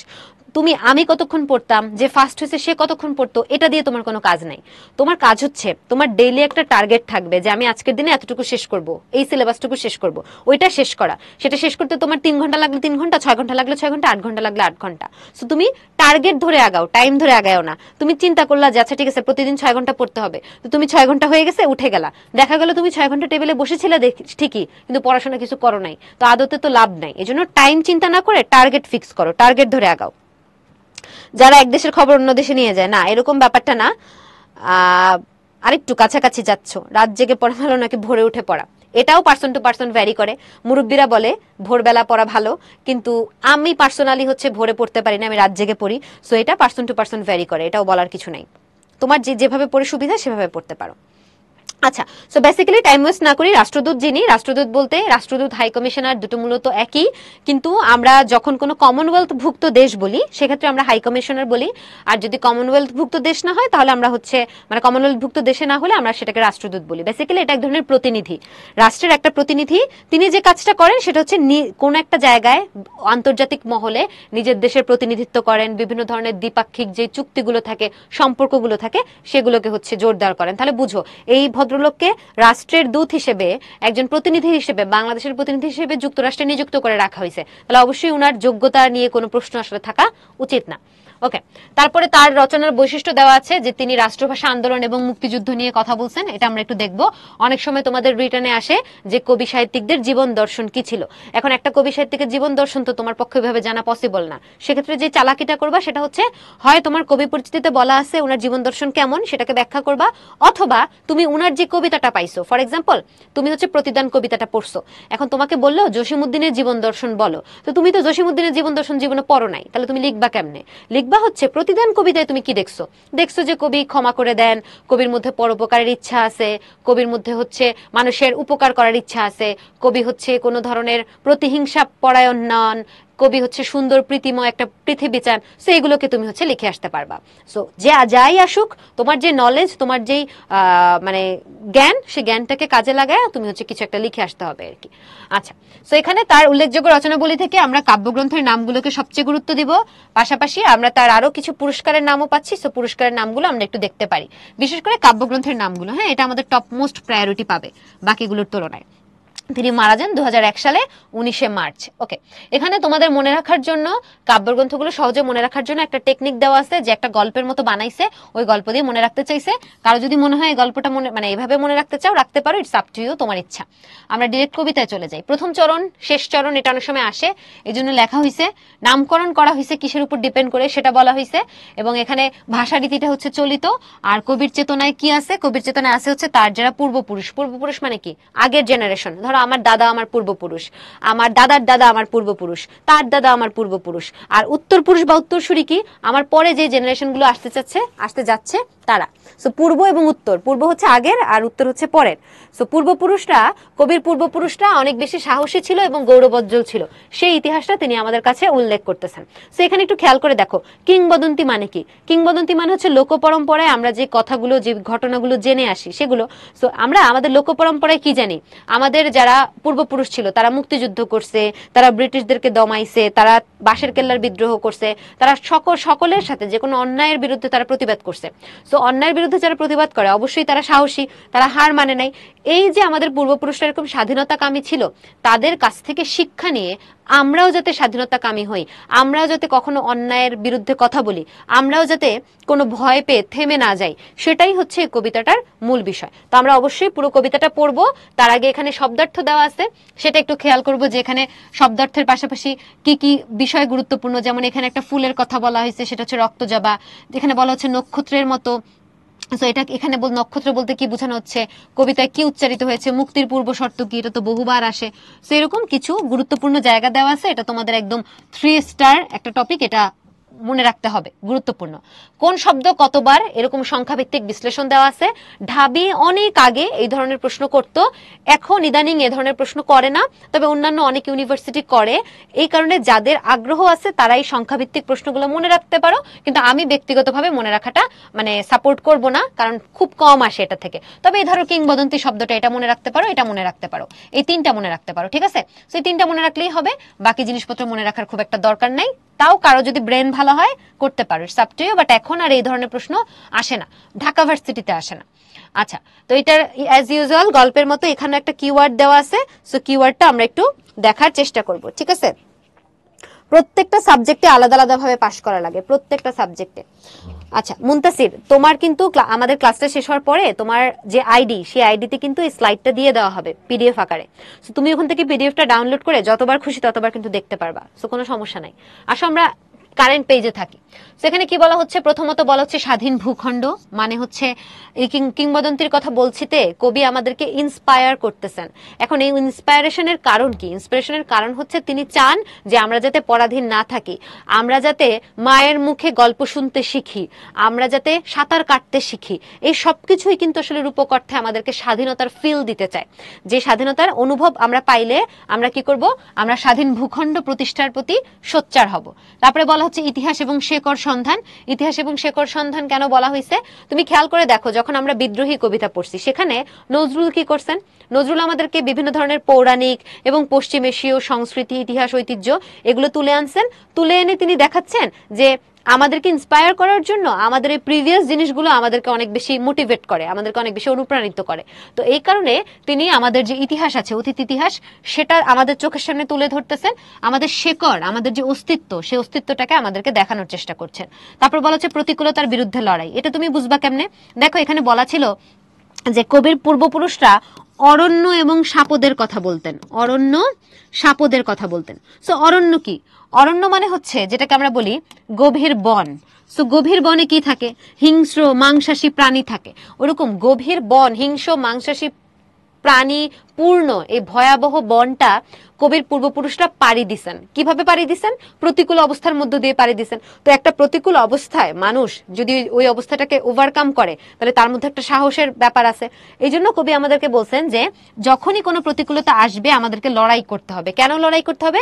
কারণ কবির পূর্বপুরুষরা লড়াই করছে। এই যে অরণ্য সাপদ পার করে করে গেছে, কবির পূর্বপুরুষদেরকে বিভিন্ন সময় বাধা দেওয়ার চেষ্টা করা হয়েছে। কবির পূর্বপুরুষরা কোনো বাধা মানেন নাই, আমরাও কোনো বাধা মানব না। ওকে, হাজার বছরের ইতিহাস ঐতিহ্য, এটা বুঝছো? শোষণ নিপীড়ন বুঝাই যায়। শোষণ নিপীড়ন বুঝবা কিভাবে? দেখো এখানে বলা হচ্ছে আমাদের কবিতায় রক্ত জবার মতো ক্ষত ছিল, রক্ত জবার মতো ক্ষত। সো এত কিছু থাকতে তোমাকে রক্ত জবার সাথে কেন তুলনা করা হয়েছে? দেখো রক্ত জবা ফুল যারা দেখছো, হ্যাঁ, লাল। সো ক্ষত, আমাদের যখন কোনো জায়গায় কেটে যায় রক্ত বের হয়, এটা কিন্তু লাল হয়। এবং রক্ত জবার মতো ক্ষত মানে কি? রক্ত জবা ফুল যেরকম তাজা, তোমার একটা জায়গায় ক্ষত করছে, ওরা তোমাকে এই জায়গায় মারছে, মারার পরে এই ক্ষতটা শুকানোর টাইম দিচ্ছে না, কন্টিনিউয়াসলি তোমাকে এখানে মারতেছে, অনবরত তোমাকে এই জায়গায় আঘাত করা হচ্ছে। ফলে তোমার এই ক্ষত কখনো কিন্তু শুকাবে না, সারাক্ষণই লাল থাকবে। তো এটাই বোঝাচ্ছে যে বাঙালিদের উপর বারবার অনবরত কি করা হয়েছে? নিপীড়ন, নির্যাতন চালানো হয়েছে। এই কারণেই বলা হচ্ছে যে শোষণ এবং নিপীড়ন এবং রক্ত জবার মতো ক্ষত ছিল। আরেকটা ইন্টারেস্টিং জিনিস খেয়াল করবা যে ক্ষতটা কোথায় ছিল? ক্ষতটা ছিল হচ্ছে পিঠে। সো তুমি শরীরের এত জায়গা থাকতে একটা মানুষকে পিঠে মারা, এটাও কিন্তু একটা ভাবার্থ বহন করে। কি ভাবার্থ? তুমি দেখবা আমরা প্রায়ই বলি যে তুই আমার পিঠে ছুরি মারছস। তো এত জায়গা থাকতে আমরা কেন বলি পিঠে ছুরি মারছস? রিজন হচ্ছে আমরা পিঠে ছুরি মারছে বলতে বুঝাই আমাকে না জানায়, আমার অলক্ষ্যে লুকায় লুকায় পিছন থেকে আঘাত করছে, সামনাসামনি আমার সাথে লড়াইয়ে পারবে না বিধায়। তাহলে আমরা এখানে এই কবিতার মধ্যে যে দেখলাম যে কবির পূর্বপুরুষের পিঠে রক্ত জবার মতো ক্ষত ছিল, এটার কারণ হচ্ছে কবির পূর্বপুরুষের সাথে যারা লড়াই করছেন, ব্রিটিশ বলো পাকিস্তানি বলো, তারা কেউই সম্মুখ যুদ্ধ করার মতো সাহসী ছিলেন না। তারা যেটা পারছেন সেটা হচ্ছে পিছন থেকে আঘাত করা, কাপুরুষের মতো, ভীরুর মতো। সো এই জায়গাটা আমাদেরকে একটু খেয়াল রাখতে হবে। আচ্ছা, সো আমরা কবিতাটা একটু পড়ি, কবিতাটা পড়ে আর একটু ব্যাখ্যাটা বোঝার ট্রাই করি। প্রথমে কবি বলছেন যে আমি আমার পূর্বপুরুষের কথা বলছি, তার করতলে পলিমাটের সৌরভ ছিল, তার পিঠে রক্ত জবার মতো ক্ষত ছিল। সো কবি কাদের কথা বলছেন? পূর্বপুরুষ। পূর্বপুরুষরা কেমন? সাহসী। পূর্বপুরুষের করতল, করতল মানে কি? কর মানে হচ্ছে হাতের তালু, সো করতল বলতে এটাকে বোঝাচ্ছে। সো তোমার এই জায়গায় পলি মাটির সৌরভ মানে কি? যারা কৃষক, কৃষিকাজ করে, তারা কি করে? সারাক্ষণ পলি মাটি ধরে। সো তারা কৃষিজীবী সম্প্রদায় হওয়ার কারণে তাদের হাত থেকে পলি মাটির গন্ধ আসতো। ফলে কবি এখানে বুঝাচ্ছেন তার পূর্বপুরুষ কি সম্প্রদায়ের ছিলেন? কৃষিজীবী সম্প্রদায়ের ছিলেন। তার মানে তারা কঠোর পরিশ্রমী ছিলেন। কৃষক কিন্তু তুমি আমি হইতে পারবো না। যারা কৃষিকাজ করেন তারা প্রচন্ড পরিশ্রমী, তারা ঠিকঠাক সময় মতো রোদ হোক বৃষ্টি হোক তাদেরকে কৃষিকাজ করতে হয়। তো এখানে পরিশ্রম এবং হচ্ছে তোমার যেই কৃষিজীবিতা এবং তার তোমার হচ্ছে যেখানে যেই মানুষের কাজ করে খাওয়ার যে ব্যাপারটা, কঠোর পরিশ্রমের যে ব্যাপারটা, সেই ব্যাপারটা এখানে উঠে আসছে। তারপরে বলা হয়েছে তার পিঠে রক্ত জবার মতো ক্ষত ছিল। তাহলে এটার ব্যাখ্যা আমরা অলরেডি এখানে বলে ফেলছি যে পিঠে কেন, কারণ তারা কি ছিল? ভীরু ছিল, কাপুরুষ ছিল। সো ভীরু কাপুরুষ হওয়ার কারণে তারা পিছন থেকে আঘাত করছে, এবং ক্ষতটা রক্ত জবার মতো মানে হচ্ছে ক্ষতটা কখনো শুকানোর সুযোগ পায় নাই, অনবরত তাদেরকে আঘাতের পর আঘাত করা হয়েছে। আচ্ছা, এরপরে কি বলা হচ্ছে দেখো, তিনি অতিক্রান্ত পাহাড়ের কথা বলতেন, অরণ্য এবং সাপদের কথা বলতেন, যেটা আমরা অলরেডি এখানে এক্সপ্লেইন করে ফেলছি যে অতিক্রান্ত পাহাড় অর্থাৎ পাহাড়কে অতিক্রম করতেন, যে পাহাড়ে মানে হিংস্রতা বা প্রতিকূলতা ছিল। অরণ্য, অরণ্য মানে কি? গভীর বন। সাপদ মানে কি? হিংস্র এবং মাংসাশী প্রাণী। সো কবির পূর্বপুরুষরা যে অনেক সাহসী ছিল এবং তারা যে সাহসের সাথে তাদের সামনে আসা প্রতিকূলতাকে ডিঙায় গেছেন সেটা বোঝানো হচ্ছে। তারপরে বলছে পতিত জমি আবাদের কথা বলতেন। পতিত জমি মানে হচ্ছে যেই জমিকে ফেলে রাখা হয়েছে, এই জমিতে আবাদ করার সুযোগ নাই। কিন্তু কবির পূর্বপুরুষরা এতটাই পরিশ্রমী ছিলেন যে তারা এই ফেলে রাখা জমিটাকেও কি করছেন? চাষ করছেন। তাহলে এখানে কবির পূর্বপুরুষের যে পরিশ্রমী, সেই পরিচয়টা তিনি আমাদেরকে দিচ্ছেন। এরপরে বলছে তিনি কবি এবং কবিতার কথা বলতেন। সো তোমরা যখন এই পুরো কবিতাটা পড়বা দেখবা যে কবিতাটার মধ্যে বারবার তোমার কিন্তু কবিতা কবিতা কবিতা ওয়ার্ডটা আসতেছে। তো তোমরা আমাকে বলো যে এখানে যে কবিতা শব্দটা, সেই কবিতা শব্দটা আসলে কি বোঝায়? কবিতা দ্বারা কি বোঝায়? কবিতা শব্দটা দ্বারা এখানে বোঝায় হচ্ছে কবির একান্ত বা কবির চাওয়া। কি চাওয়া? মুক্তির প্রতীক হিসেবে, মুক্তির প্রতীক। কবিতা শব্দটা দ্বারা এখানে টিপিক্যাল আমরা যে কবিতা বুঝি সেই কবিতাকে কিন্তু বোঝানো হচ্ছে না। কবির একান্ত প্রত্যাশিত মুক্তির প্রতীক, কবির চাওয়া, একান্ত প্রত্যাশিত মুক্তির প্রতীক হচ্ছে কবিতা। সো এটা একটু মনে রাখার ট্রাই করবা। আচ্ছা, এরপর বলা হয়েছে জিহ্বায় উচ্চারিত প্রতিটি সত্য শব্দ কবিতা, কর্ষিত জমির প্রতিটি শস্য দানা কবিতা। তার মানে যে কষ্ট করে সত্য কথা বলে সেও যেন মুক্তির কথা বলে, যে কষ্ট করে শস্য দানা ফলায় কৃষক সেও যেন মুক্তির কথা বলে। এটা একটু বোঝা লাগবে। এখান থেকে একটু খেয়াল করবা, তোমাকে ফার্স্ট পেপারের সাথে কানেক্ট করে গ্রামার দেওয়ার যে প্রবণতাটা সেটা কিন্তু ঢাকা ইউনিভার্সিটির অনেক বেশি। তো তোমাকে এখানে যেটা করতে পারে, এই যে দেখো এখানে ওরা এই শব্দটা দেখছে না, তোমাকে এটার উচ্চারণ লিখতে দিবে, তোমাকে বলবে এই শব্দটার উচ্চারণ লেখো। সো তোমরা কিন্তু এটার উচ্চারণ লিখছো, কি লিখছো দেখো তো, এটা না জিহ্বা। সো উচ্চারণটা একটু খেয়াল করবা। একটা টপিক যখন পড়বা সেটার সাথে সাথে তুমি আর কি কি কানেক্টেড হতে পারে সেটা একটু মাথায় রাখার চেষ্টা করবা। সেটার উচ্চারণ কি? জিহ্বা। আমরা কি জানি? শব্দের মধ্যে যখন হয় ব থাকে সেটার উচ্চারণ দুই রকমের হয়। একটা হচ্ছে তোমার হয় এটা ওভ হবে, না হয় এটা উভ হবে। সো আমরা যখন এই শব্দটার উচ্চারণ দেখি, এটার উচ্চারণ আমরা করি হচ্ছে আহ্বান।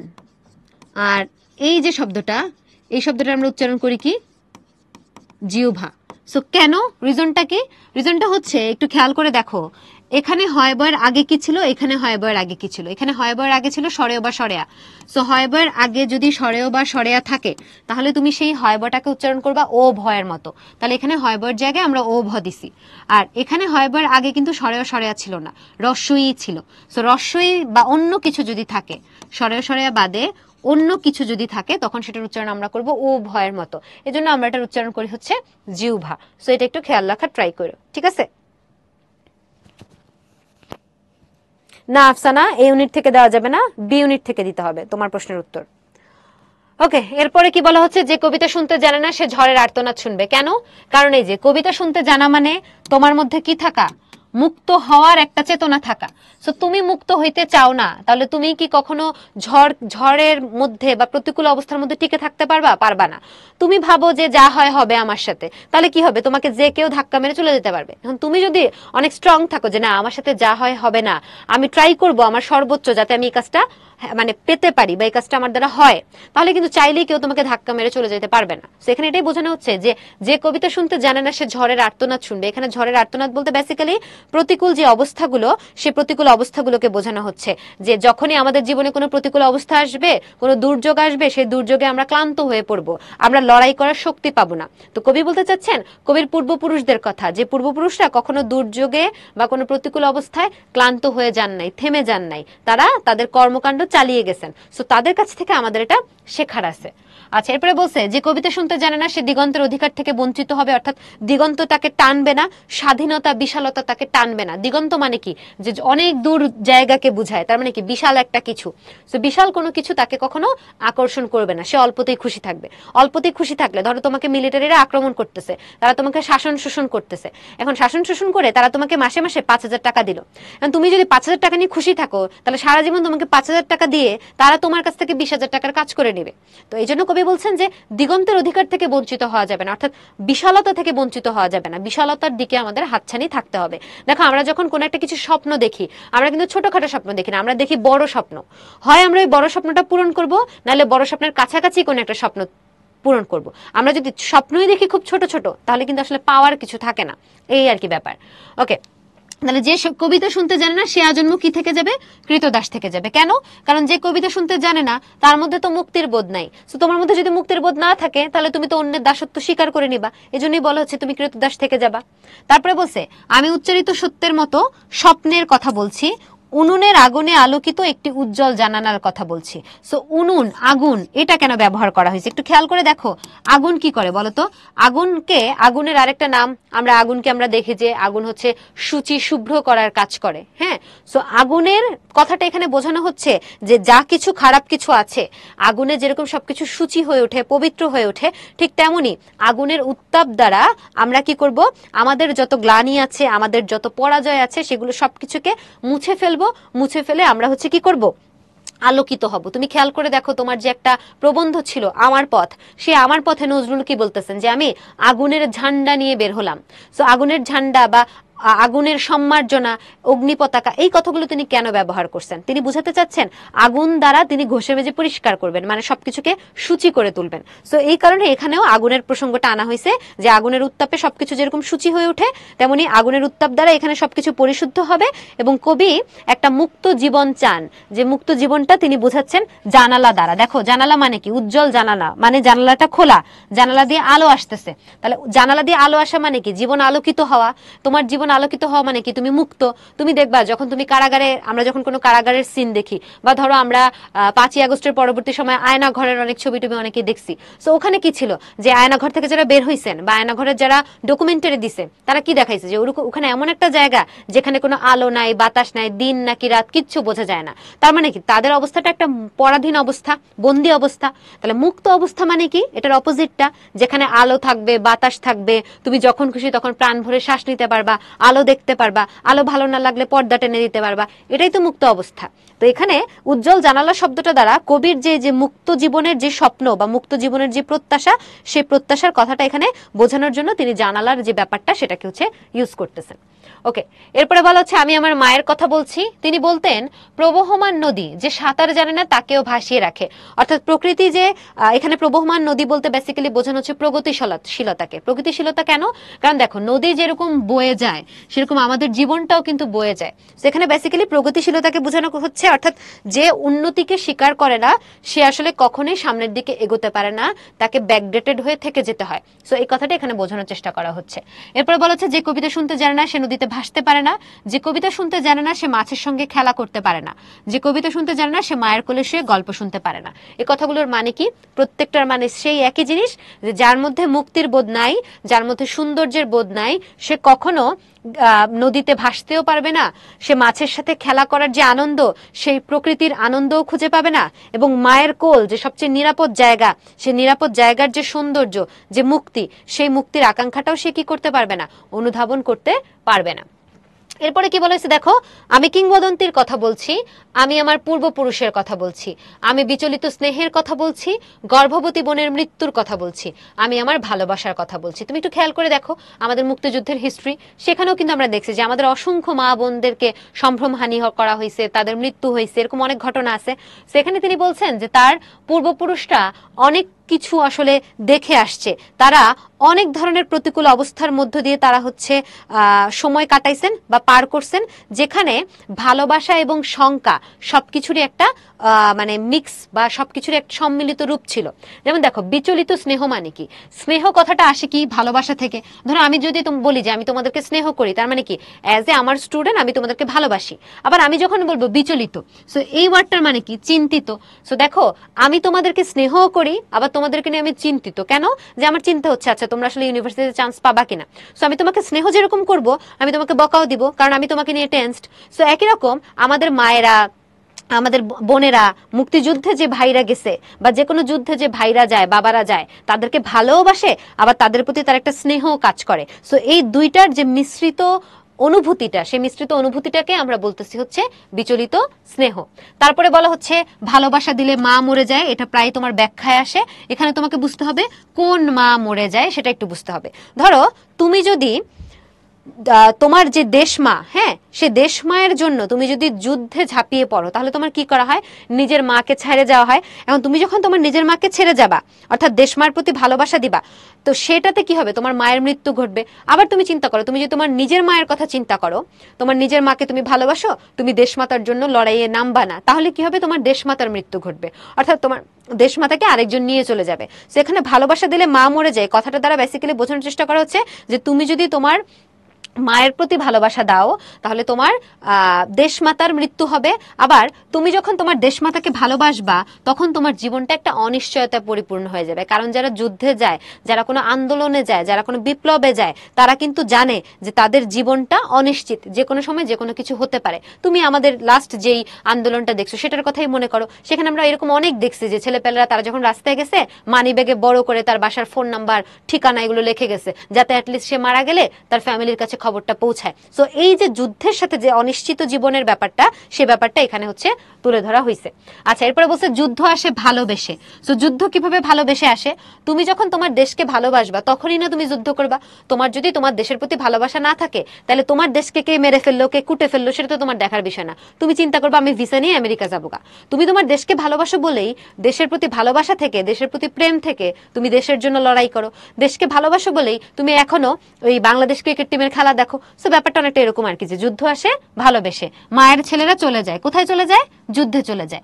আমি আমার ভাইয়ের কথা বলছি, যে কবিতা শুনতে জানে না সে সন্তানের জন্য মরতে পারে না, যে কবিতা শুনতে জানে না সে ভালোবেসে যুদ্ধে যেতে পারে না। খুবই সহজ। যে কবিতা শুনতে জানে না মানে কি? যার মধ্যে মুক্তির বোধ নাই, সে কেন যুদ্ধে যাবে? সে তো পরাধীন অবস্থায় ভালো আছে। তাহলে সে মায়ের কোলে শুয়ে গল্পও শুনতে পারবে না, সে কখনো যুদ্ধেও যেতে পারবে না। তো যুদ্ধে যাওয়া ব্যাপারটা তোমার মুক্তির বোধের সাথে কানেক্টেড, যেটাকে আমরা বলতেছি কবিতা শুনতে পারা বা কবিতা শুনতে না পারা। ওকে, এরপরে বলা হচ্ছে যে কবিতা শুনতে জানে না সে সূর্যকে হৃৎপিণ্ডে ধরে রাখতে পারে না। এখন একটু খেয়াল করে দেখো যে যে কবিতা শুনতে জানে না সে সূর্যকে হৃৎপিণ্ডে ধরে রাখতে পারে না, এটা দ্বারা কি বুঝাইছে? সূর্য সকল শক্তির উৎস। তুমি যখন বলবা যে আমি সূর্যের মতো ক্ষমতাধর, তখন তুমি আসলে এটা অনুভব করো যে সূর্য যেরকম অনেক শক্তিশালী, আমি অনেক শক্তিশালী। সূর্য যেরকম প্রচন্ড উত্তাপে মানুষের ক্ষতি করতে পারে, যে কোনো কিছুকে পুড়ায় ফেলার ক্ষমতা রাখে, আমি এরকম ক্ষমতা রাখি।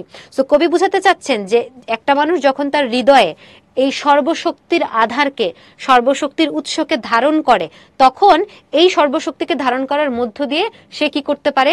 মুক্তি নিয়ে আসতে পারে। ফলে এই যে মুক্তির আকাঙ্ক্ষার ব্যাপারটার সাথে সূর্যের শক্তির ব্যাপারটাকে কি করা হচ্ছে? কানেক্ট করা হচ্ছে। আচ্ছা, এরপর বলা হয়েছে আমি কিংবদন্তির কথা বলছি, আমি আমার পূর্বপুরুষের কথা বলছি, তার পিঠে রক্ত যাবার মতো ক্ষত ছিল কারণ তিনি কৃতদাস ছিলেন। একই কথা আবার রিপিট করা হয়েছে। এখানে তুমি পিঠটা ব্যাখ্যা করবা। পিঠ কেন?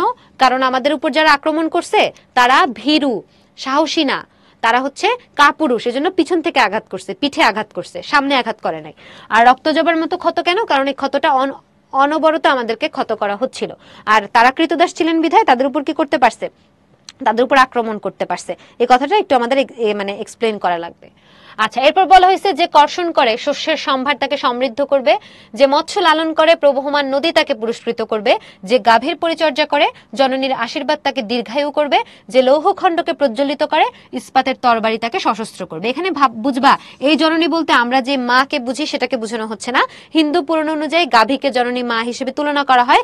সেখানে বোঝানো হচ্ছে যে জীবনে ভালো করতে চায়, দীর্ঘজীবী হতে চায়, সেজন্য আসলে গাভীর পরিচর্যা করে, এটাকে বোঝানো হয়েছে। সেখানে যেই এক্সাম্পল গুলো আমরা পাইছি প্রত্যেকটাই হচ্ছে তুমি যখন কষ্ট করবা, পরিশ্রম করবা, তখন তোমার কিছু একটা করে সেটার আউটপুট ভোগ করতে হবে। তুমি যখন শক্তিশালী হতে চাবা তখন তোমার তলোয়ার লাগবে, তোমার অস্ত্র লাগবে। তো তোমার অস্ত্র লাগলে তোমার কি করতে হবে? লোহাকে পুড়াইতে হবে, লোহাকে পুড়ায় সেটা দিয়ে অস্ত্র তৈরি করতে হবে, তাহলে তুমি শক্তিশালী হবা।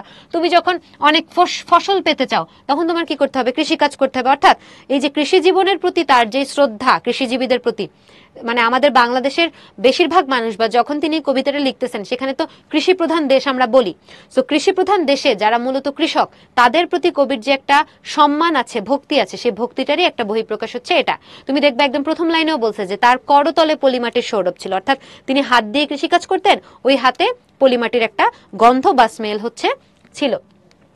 এরপর বলা হচ্ছে দীর্ঘদেহ পুত্রগণ আমি তোমাদের বলছি। এখানে তিনি বেসিক্যালি কবির যে ভবিষ্যৎ প্রজন্ম, সে ভবিষ্যৎ প্রজন্মকে দীর্ঘদেহ পুত্রগণ বলে সম্বোধন করছেন। আমি আমার মায়ের কথা বলছি, বোনের মৃত্যুর কথা বলছি, ভাইয়ের যুদ্ধের কথা বলছি, আমি আমার ভালোবাসার কথা বলছি, আমি কবি এবং কবিতার কথা বলছি। অর্থাৎ তার পূর্বপুরুষরা কি কি করে গেছে, তার পূর্বপুরুষরা যেরকম ত্যাগ করছে, আত্মত্যাগ করছে, তারা যেরকম যুদ্ধ করছে, সেখান থেকে তিনি শিক্ষা নিতে আমাদেরকে উৎসাহিত করতেছেন। তারপর বলছে সশস্ত্র সুন্দরের অনিবার্য অভ্যুত্থান কবিতা, অর্থাৎ কবিতা পেতে হলে, মুক্ত হতে হলে তুমি সশস্ত্র সংগ্রাম করা ছাড়া তুমি মুক্তি লাভ করতে পারবা না।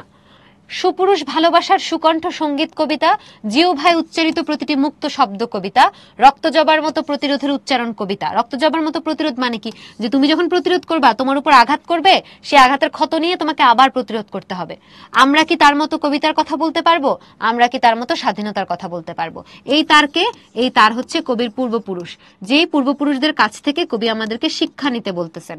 যে কবির পূর্বপুরুষরা খুবই হচ্ছে পরিশ্রমী ছিল, তারা খুবই হচ্ছে কষ্ট এবং তারা সংগ্রাম করছে এবং সশস্ত্র আন্দোলনের মধ্য দিয়ে, যে দেখো সশস্ত্র সুন্দর, সশস্ত্র আন্দোলনের মধ্য দিয়ে তারা কি করছে?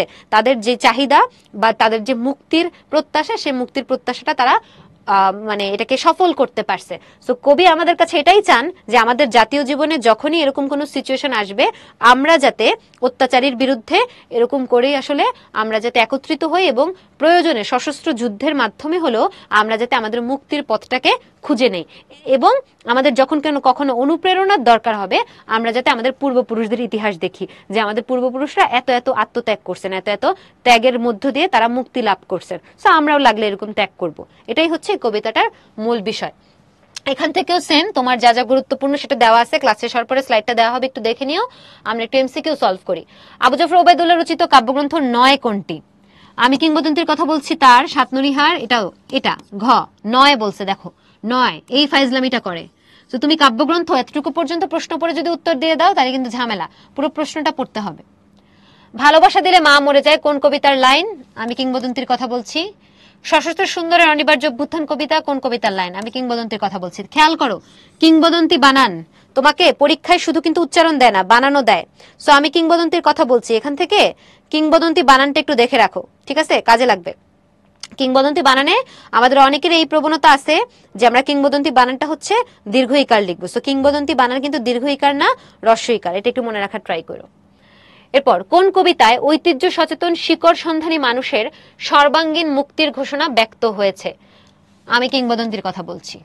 ওকে, এখান থেকে কারো কোনো প্রশ্ন থাকলে বলতে পারো।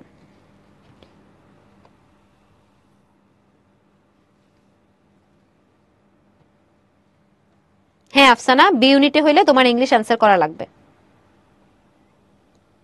না লামিজা, তুমি চাইলে এটা স্কিপ করতে পারো, একটা টপিক স্কিপ করা যায়, খুব একটা সমস্যা হবে না। তোমার যদি মনে হয় যে তুমি এটা পারো না, পুরো একাডেমিক লাইফে পড়ো নাই, তাহলে অ্যাডমিশনে এসে একটা টপিক নিয়ে এত প্যারা খাওয়ার কিছু না, এটা স্কিপ করো।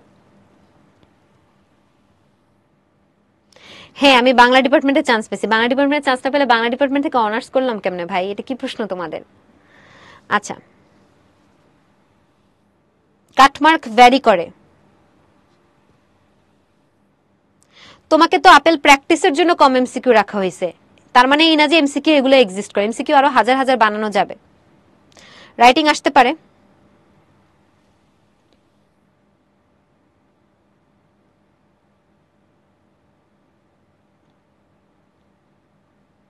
ওকে, দেখো কনফিউশন থাকলে, কোনো শব্দ নিয়ে যদি কনফিউশন থাকে একটু খেয়াল করে দেখো, এখানেও কিন্তু আমরা বেশ কিছু শব্দের ব্যাখ্যা দিয়ে রাখছি, ঠিক আছে? সো এই ব্যাখ্যাগুলো তুমি প্রয়োজনে দেখতে পারো। পাশাপাশি তোমার মূল বইয়ের শব্দার্থতেও কিন্তু এগুলো অনেক কিছুর ব্যাখ্যা বলা আছে। সো কনফিউশন লাগলে সেটাও দেখতে পারবা। সারসংক্ষেপ, সারসংক্ষেপ দেখতে পারো, মানে পাঠ পরিচিতিটা পড়তে পারো। পাঠ পরিচিতি এবং শব্দার্থ ইটস এ মাস্ট। পাঠ পরিচিতি এবং শব্দার্থ যে কোনো টেক্সটের ক্ষেত্রে এটা একদম প্রথম কাজ, এটার বাইরে কোনো কথা নেই।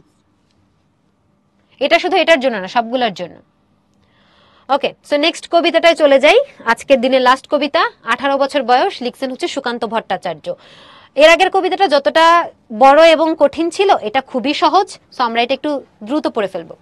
সুকান্ত ভট্টাচার্য, উনি খুবই অল্প বয়সে মারা যান। আমরা মোটামুটি জানি 1926 সালে তিনি জন্মাইছিলেন এবং মারা যান হচ্ছে 1947 সালে। আমরা তার মৃত্যুকে বলতেছি অকাল মৃত্যু, যদিও মৃত্যুর কোনো অকাল বা এই সেই নাই। যতটুকু হায়াত নিয়ে আসছে আল্লাহর কাছ থেকে, আল্লাহ ততটুকু দিনই বাঁচাবেন।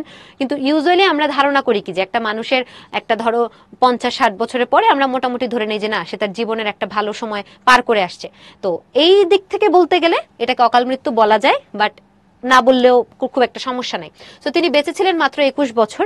এই 21 বছরে খুব একটা সাহিত্য তিনি রচনা করতে পারেন নাই, কিন্তু যতটুকুই পারছেন ততটুকুই আসলে তাকে বাংলা সাহিত্যে দীর্ঘদিন টিকিয়ে রাখার জন্য বা বাংলা সাহিত্যে তাকে হচ্ছে রিলেভেন্ট বা প্রাসঙ্গিক রাখার জন্য যথেষ্ট, ঠিক আছে? সো এই তথ্যটা আমরা একটু মনে রাখতে পারি। যেমন ধরো আমরা যখন বাগধারা ভাব সম্প্রসারণ পড়ি, একটা ভাব সম্প্রসারণ আমরা কম বেশি সবাই পড়ছি যে ক্ষুধার রাজ্যে পৃথিবী গদ্যময়, পূর্ণিমার চাঁদ যেন ঝলসানো রুটি। সো এই লাইনটা তো কম বেশি সবাই শুনছি। এই লাইনটাও কার লেখা? আমাদের সুকান্ত ভট্টাচার্যের লেখা, হে মহাজীবন কবিতা থেকে নেওয়া হয়েছে। তো উনি 21 বছর বাঁচলেও 21 বছরের মধ্যেই তিনি কিন্তু বেশ ভালো অ্যামাউন্টের লেখালেখি আসলে করে ফেলছেন। সো তার লাইফ স্প্যান দিয়ে আমরা তাকে আসলে জাজ করে কোনো লাভ নাই, ঠিক আছে? আচ্ছা, তো তার সম্পর্কে আর কি দেখবো, তার জন্ম কোথায় সেটা, তিনি মাতুলালয় অর্থাৎ মামার বাড়িতে জন্মগ্রহণ করছিলেন। এখান থেকে এটা গুরুত্বপূর্ণ, তিনি কোন পত্রিকার কিশোর সভা অংশের প্রতিষ্ঠাতা ছিলেন? দৈনিক স্বাধীনতা। তার মানে কি, যে কোনো একটা পত্রিকার, ধরো তুমি প্রথম আলোর কথা চিন্তা করো, কারণ এটা মোটামুটি আমাদের কাছে পরিচিত। সো প্রথম আলো পত্রিকাটার বিভিন্ন অংশ থাকে না? ধরো খেলাধুলার পাতা থাকে, বিনোদনের পাতা থাকে, জাতীয় আন্তর্জাতিক পাতা থাকে, পাশাপাশি কিশোরদের জন্য কিশোর আলো বের করে। এরকম দৈনিক স্বাধীনতা নামক একটা পত্রিকার কিশোর সভা যে অংশ, সেই অংশের প্রতিষ্ঠাতা ছিলেন তিনি এবং মৃত্যুর আগ পর্যন্ত এটার সম্পাদকের দায়িত্ব তিনি পালন করছেন। তার কাব্যে অন্যায় অবিচার এবং শোষণ বঞ্চনার বিরুদ্ধে মুক্তি এবং বিদ্রোহ এটা প্রকাশ পায় এবং তার একটা বিখ্যাত কাব্যগ্রন্থের নাম ছাড়পত্র। তার অন্যান্য কাব্যগ্রন্থ এবং অন্যান্য রচনাগুলো আমরা হচ্ছে পড়বো। তাহলে এখান থেকে এই জায়গাটা আমাদের সবচেয়ে বেশি গুরুত্বপূর্ণ। আচ্ছা, আরেকটা কথা বলা হয়েছে যে তিনি ফ্যাসি বিরোধী লেখক শিল্পী সংঘের পক্ষে আকাল নামে একটি কাব্যগ্রন্থ সম্পাদনা করেন। তাহলে তোমাকে প্রশ্নে প্যাচ লাগানোর জন্য বলবে কি, নিম্নের কোনটি ব্যতিক্রম? কি বলবে? নিম্নের কোনটি ব্যতিক্রম বলে তোমাকে কি করবে, অপশন দিবে যে হচ্ছে পূর্বাভাস, তোমাকে অপশন দিবে হচ্ছে ছাড়পত্র, তোমাকে অপশন দিবে হচ্ছে আকাল, তোমাকে অপশন দিবে হচ্ছে ঘুম নেই। সো তোমাকে যখন এরকম একটা প্রশ্ন দিবে তুমি কনফিউজড হয়ে যাবে, আরে সবই তো সুকান্ত ভট্টাচার্যের কাব্যগ্রন্থ, এখানে আবার ব্যতিক্রম কেমনে। সো দেখো প্রশ্নটা তোমাকে ঝামেলা করছে কি, সবই সুকান্ত ভট্টাচার্যের ঠিক আছে, কিন্তু এটা এটা এবং এটা ক খ এবং ঘ এটা তার লেখা কাব্যগ্রন্থ, কিন্তু আকাল যেটা সেই কাব্যগ্রন্থটা কিন্তু তিনি লেখেন নাই, সম্পাদনা করছেন। সো এই কনফিউজিং জায়গাটুকু খেয়াল রাখতে হবে। আর ফ্যাসি বিরোধী মানে কি এটা নিশ্চয়ই এতদিনে আমরা সবাই মোটামুটি জানি, ফ্যাসিবাদ কি বা এটার প্রবক্তাকে আমরা ইতালির শাসক মুসোলিনির কথা হয়তো বা শুনছি, তিনি এটার প্রবক্তা ছিলেন বা তার শাসন ব্যবস্থাটাকে আমরা আসলে ফ্যাসিবাদ বলে থাকি। সো ফ্যাসি বিরোধী লেখক শিল্পীদের পক্ষ থেকে তিনি এই গ্রন্থটার সম্পাদনার সাথে যুক্ত ছিলেন। আচ্ছা, আর মাত্র 21 বছর বয়সে তিনি হচ্ছে মারা যান, এটা আমরা জানতে পারি। তোমরা আরেকটা জিনিস একটু মনে রাখবা, যখন কোনো কবি সাহিত্যিকদের কোনো কাব্যগ্রন্থের বা কোনো কবিতার বা কোনো লেখার কোনো বিশেষ পুরস্কার থাকে বা বিশেষ কোনো অবদান থাকে, সেগুলো থেকে প্রশ্ন আসে বেশি। যেমন ধরো যখন বিদ্রোহী কবিতার শতবর্ষ হইল, তখন বিভিন্ন ইউনিভার্সিটিগুলো মানে 2021-22 সালের দিকে, তখন হচ্ছে সব বেশিরভাগ বিশ্ববিদ্যালয়গুলো কি করলো, ওই শতবর্ষ যেহেতু হয়েছে তারাই বিদ্রোহী কবিতা কেন্দ্রিক, বিদ্রোহী কবিতার বর্ষপূর্তি কেন্দ্রিক বিভিন্ন প্রশ্ন হচ্ছে ইউনিভার্সিটিগুলোতে করছে। ঠিক একই রকম তোমরা নিশ্চয়ই কবর কবিতার নাম শুনছো, প্রতিদান কবিতা পড়তে গিয়ে, জসিমউদ্দিনের কবর। তো কবর কবিতাটা হচ্ছে 1925 সালে প্রকাশিত হয়। সো 1925 সালে প্রকাশিত হয়, এখন কত সাল, 2025, তাহলে কবর কবিতার 100 বছর হয়েছে। সো এটাও তোমাদের জন্য একটা প্রাসঙ্গিক ইনফরমেশন। মানে আমি তোমাকে বুঝাতে চাচ্ছি যে কবিদের প্রশ্ন যে করে, প্রশ্নগুলো কোনো না কোনো ভাবে প্রাসঙ্গিক থাকে বর্তমানের সাথে, এই জন্যই করে। সো জসিমউদ্দিনের কবি পরিচিতিটা একটু ভালো করে দেখতে পারো, কবর রিলেটেড যে তথ্যগুলো তোমার বইয়ে দেওয়া আছে সেগুলো একটু ভালো করে দেখতে পারো। তো কবর রিলেটেড আর কিছু যদি তোমার জানা থাকে সেটাও দেখতে পারো, জসিমউদ্দিন রিলেটেড আর কি। আচ্ছা, স্তবক, প্যারাগুলোকে আমরা বলতেছি স্তবক। তো এটার প্রথম চরণ, শেষ চরণ, বিষয়বস্তু এগুলো বলা আছে। বিষয়বস্তু বলা হচ্ছে কবিতাটা মধ্যে আমরা বয়সন্ধিকালের বৈশিষ্ট্য দেখতে পারবো, তারুণ্যের শক্তি দেখতে পারবো, ইত্যাদি ইত্যাদি দেখতে পারবো। এই কবিতার মধ্যে তারুণ্যের ইতিবাচক দিকও আছে, নেতিবাচক দিকও আছে, দুটোই আমরা দেখতে পারবো। সো কবিতার টোটাল প্যারা আমরা যদি চিন্তা করি 8টা, প্রতিটা স্তবকে চরণ, চরণ মানে হচ্ছে লাইন, আর স্তবক মানে হচ্ছে অনুচ্ছেদ যেটাকে আমরা বলি। হ্যাঁ, এরকম অনেকগুলো নিয়ে একটা, আবার অনেকগুলো নিয়ে একটা। সো এটা একটা স্তবক, এটা একটা স্তবক। আর এই স্তবকের মধ্যে 4টা লাইন, এই স্তবকের মধ্যে 3টা চরণ বা 3টা লাইন, এরকম আর কি একটা ব্যাপার। সো আমরা এই কবিতাটার মধ্যে কি দেখবো, বিপ্লব, তারুণ্যের বৈশিষ্ট্য, সংগ্রামের পথে 18 বছর কিভাবে অগ্রগামী মানে সামনে এগিয়ে যায় সেটা, তারুণ্যের জয়ধ্বনি, নির্ভীকতা, নির্ভীক মানে কি, ভয় পায় না, দেশের জন্য তারুণ্যকে কামনা করা, এই ব্যাপারগুলো দেখতে পাবো। তো একটু মনে রাখবা, এখানে প্রথম যেই দুইটা আমরা জায়গা পাবো সেখানে 18 বছর বয়সের নেতিবাচক দিকগুলোকে তুলে আনা হয়েছে। নেতিবাচক দিক মানে কি, যে 18 বছর বয়সের যারা তরুণ থাকে ওরা কি কি ভুলভাল ডিসিশন নেয় সেটা বলা হয়েছে। দেখো প্রথমে বলা হচ্ছে 18 বছর বয়স কি দুঃসহ, তোমাকে এই শব্দটা দিয়ে এটা সন্ধি বিচ্ছেদ করতে দিবে, একটু পরে দেখবা এটার সন্ধি বিচ্ছেদটা শিখে রাখবা যেহেতু এটা টেক্সট বইয়ে আছে। তো 18 বছর বয়সকে দুঃসহ, স্পর্ধায় নেয় মাথা তুলবার ঝুঁকি, তার মানে 18 বছর বয়সে মানুষ বিভিন্ন ধরনের সাহসী কর্মকাণ্ড করে থাকে সেটার কথা বলা হচ্ছে।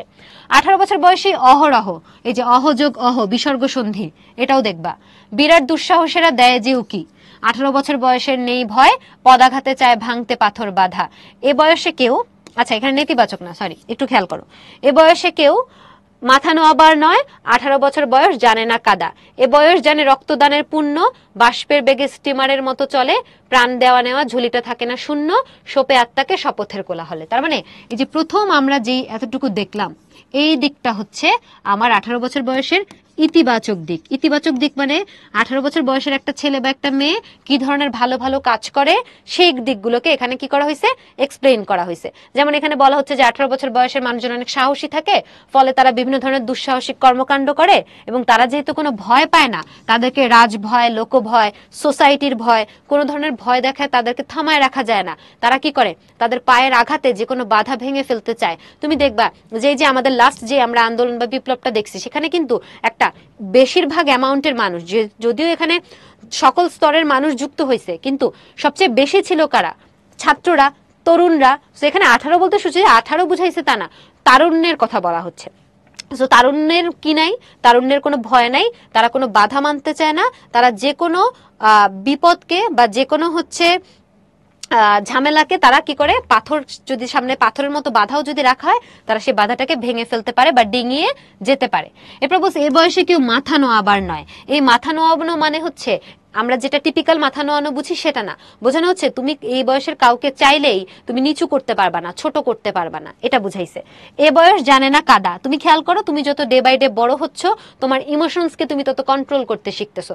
আগে তোমাকে তোমার কোন একটা ফ্রেন্ড কিছু করছে, তোমাকে কেউ বসতে দেয় নাই, তোমার সাথে মারামারি করছে, ভ্যাঁ ভ্যাঁ করে কানতে কানতে আব্বু আম্মুর কাছে বিচার দিতা যে আম্মু আম্মু অমুক আমারে মারছে। তারপর দিন তোমার আম্মু স্কুলে যায় অমুকের মাকে বলতো ভাবি আপনার ছেলে তো আমার ছেলেকে মারছে। সো এখন যত তুমি বড় হচ্ছ বা ইন্টারমিডিয়েট যখন তুমি লেভেলে চলে আসছো, তুমি তখন কি নিজের প্রবলেমগুলো নিজের কাছে রাখতে শিখছো। কোনো ব্যথা পেয়ে, কষ্ট পেয়ে, আঘাত পেয়ে, কারো কাছ থেকে রিজেক্ট হয়ে তুমি কিন্তু কান্না করো নাই আয়সা বাসায়। সো তোমার এই অনুভূতিগুলোকে, তোমার এই ইমোশনসগুলোকে তুমি কি করে শুরু করছো, নিজের কাছে রাখা শুরু করছো। সো তারুণ্যের এই ব্যাপারটা চমৎকার যে তারুণ্যে যারা এসে পড়ে তারা কি করে নিজের এই অনুভূতিগুলোকে, তাদের এই ইমোশনাল পার্টগুলোকে তারা কন্ট্রোল করতে শিখে এবং তারা নিজের পায়ে দাঁড়াতে শিখে। এই কারণে এই যে পরনির্ভরশীলতা, কাদা মানে কি, তুমি যখন তোমার ফ্রেন্ড তোমাকে মারছে, আম্মুর কাছে এসে বিচার দিছো, তখন তুমি কার উপর নির্ভরশীল, আম্মুর উপর নির্ভরশীল। তুমি যখন আস্তে আস্তে বড় হচ্ছ, বয়সন্ধিকালে পদার্পণ করছো, তারুণ্যে পদার্পণ করছো, তখন তুমি কিন্তু পরনির্ভরশীলতা থেকে বের হয়ে আসছো, তুমি স্বনির্ভর হইতে শুরু করছো। সেখানে স্বনির্ভরতা এবং পরনির্ভরতাটাকে বুঝাচ্ছে। তারপরে বলছে এ বয়স জানে রক্তদানের পুণ্য। সো রক্তদান এখানে দুই দিক থেকে চিন্তা করো। যখন একটা মানুষ অসুস্থ থাকে, তুমি যখন তাকে রক্ত দাও, তো তখন তোমার কিন্তু কোনো ক্ষতি হয় না। তোমার যদি পর্যাপ্ত পরিমাণে ওজন থাকে, তুমি যদি সুস্থ হও, তুমি যদি ড্রাগ অ্যাডিক্টেড না হও, তাহলে তুমি তাকে রক্ত দিলে তোমার কোনো ক্ষতি নাই। যারা রক্ত দিছো তারারও উপকার হয়েছে। সো রক্ত দেওয়া একটা ভালো কাজ, মহৎ কাজ। তোমরা যখন আরেকটু বড় হবা, তখন সবাই সুযোগ থাকলে রক্ত দিবা, এটা খুবই ভালো একটা কাজ। ভয় প্রথম প্রথম লাগবে, এরপরে দেখবে যে খুবই একটা শান্তি লাগতেছে যে না, আমি আমার রক্ত দ্বারা কাউকে উপকৃত করছি। তো ওই রক্তদানেও পুণ্য আছে। তবে এখানে ওই রক্তদানকে না বুঝালে এখানে বোঝানো হচ্ছে যে জাতির যখনই কোনো ক্রান্তিক কাল আসে, ক্রান্তিক লগ্ন আসে, কোনো ঝামেলা আসে, তখন তারা জীবন দিতেও পিছপা হয় না। সো তুমি যখন একটা জায়গায় জীবন দিচ্ছ, তার মানে কি তোমার রক্ত দ্বারা তোমাকে গুলি যদি করে, আহত যদি করে, নিহত যদি করে, অবশ্যই তোমার রক্ত দিতে হয়েছে। আমরা কি বলি কথায় কথা, আমরা বলি যে রক্তের বিনিময়ে স্বাধীনতা নিয়ে আসছি। সো রক্তের বিনিময় মানে কি, আমি কি ইনসুলিনের সিরিজ দিয়ে বা কোনো সিরিজ দিয়ে আমার রক্ত বের করে দিছে, আমার স্বাধীনতা দিয়ে দিছে, এমন না। এই রক্ত দেওয়া বলে আমরা বুঝাই হচ্ছে যে আমি স্বাধীনতার জন্য নিজেকে বিলিয়ে দিছি, আত্মত্যাগ করছি। তাহলে এখানে রক্তদানের পুণ্য বলতে বেসিক্যালি আত্মত্যাগটাকে বোঝানোর চেষ্টা করা হয়েছে। তারপর বলছে বাষ্পের বেগে স্টিমারের মতো চলে, অর্থাৎ 18 বছর বয়সের গতিশীলতাটাকে বোঝানো হচ্ছে। এবং বলা হচ্ছে প্রাণ দেওয়া নেওয়ার ঝুলিটা থাকে না শূন্য, শোপে আত্মাকে শপথের কোলাহলে। শপা মানে হচ্ছে সমর্পণ করা। সো আমরা আমাদের নিজেদেরকে যে কোনো শপথে, যে কোনো ভালো কাজে নিজেকে সমর্পণ করে দেয়, নিজেকে উৎসর্গ করে দেয়, সেই দিকটা এখানে পার্থক্য মানে প্রাধান্য পাচ্ছে।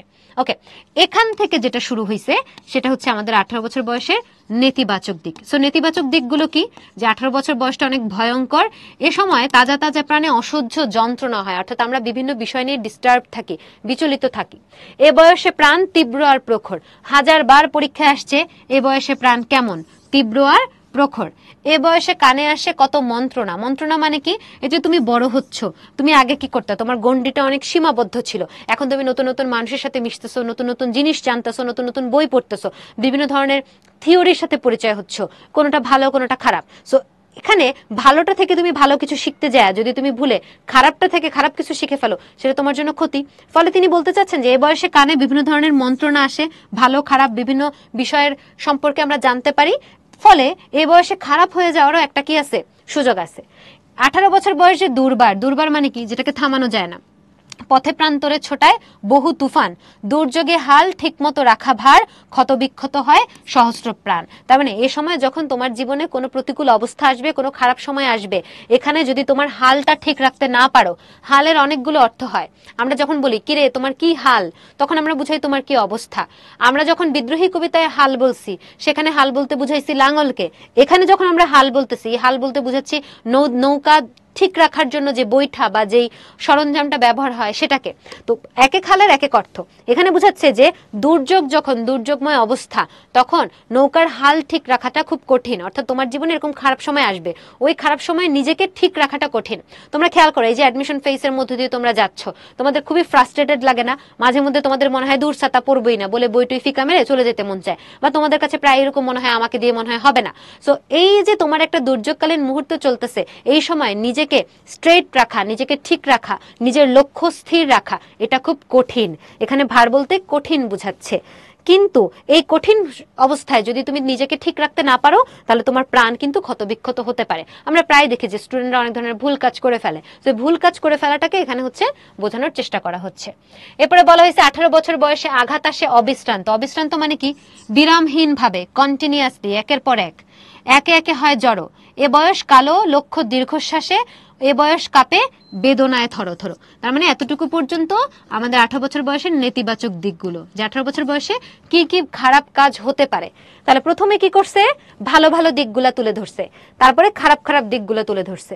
এখন কবি যেটা করবেন সেটা হচ্ছে, এত খারাপ এবং ভালো দিক থাকা সত্ত্বেও কবি কি চান? কবি চান 18 বছর বয়সের খারাপ দিক আছে থাকুক, কিন্তু 18 বছর বয়সের ভালো দিকটাই বেশি। এবং একটা জাতির জীবনে উন্নতি লাভ করার জন্য 18 বছর বয়সকে প্রয়োজন। তাহলে 18 বছর বয়স থেকে আমরা কি শিক্ষা নিব? 18 বছর বয়স থেকে আমরা পজিটিভ শিক্ষাগুলো নিব।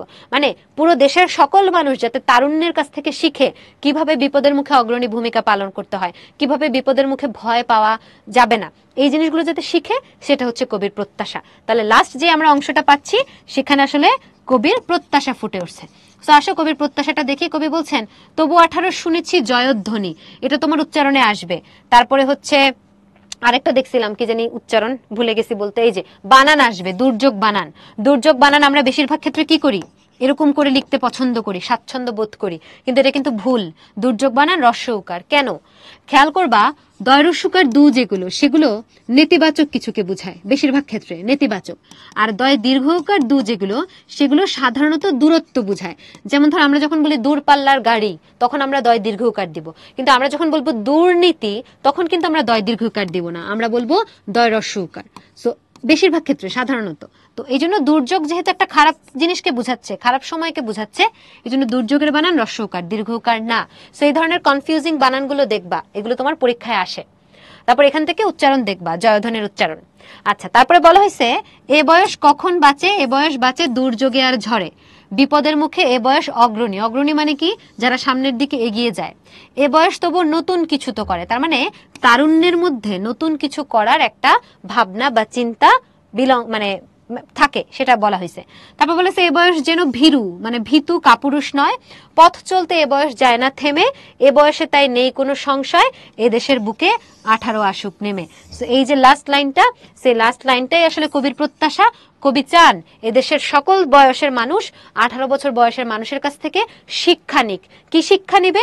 এই যে 18 বছর বয়সের যত ভালো ভালো দিক আছে, সেই ভালো ভালো দিকগুলো থেকে শিক্ষা নিয়ে তারা জাতীয় জীবনের চালিকা শক্তি হয়ে উঠুক এবং জাতিকে উন্নতির পথে নিয়ে যাক, তারা কোনো ধরনের ভয় না পাক। এটা হচ্ছে কবিতাটার বিষয়।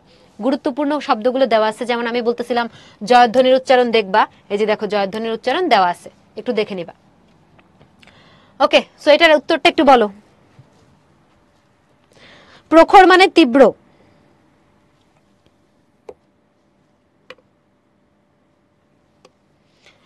কি বলেছে দেখো, এদেশের বুকে 18 আসুক নেমে। এই পংক্তিতে, পংক্তি মানে লাইন, 18 শব্দটির আলংকারিক অর্থ কি?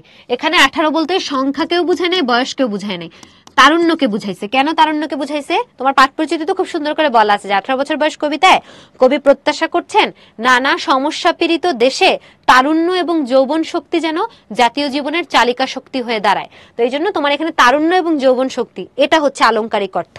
আর আক্ষরিক অর্থ হচ্ছে বয়স। তো তোমার প্রশ্ন করছে আলংকারিক অর্থ, আক্ষরিক অর্থ না। এই জন্য তুমি উত্তর দিছো সি, মানে তারুণ্য। 18 বছর বয়স পদাঘাতে কি ভাঙতে চায়? পাথর বাঁধা। 18 বছর বয়স জানে না কাদা। কবি কোন বৈশিষ্ট্যের প্রতি ইঙ্গিত করেছেন?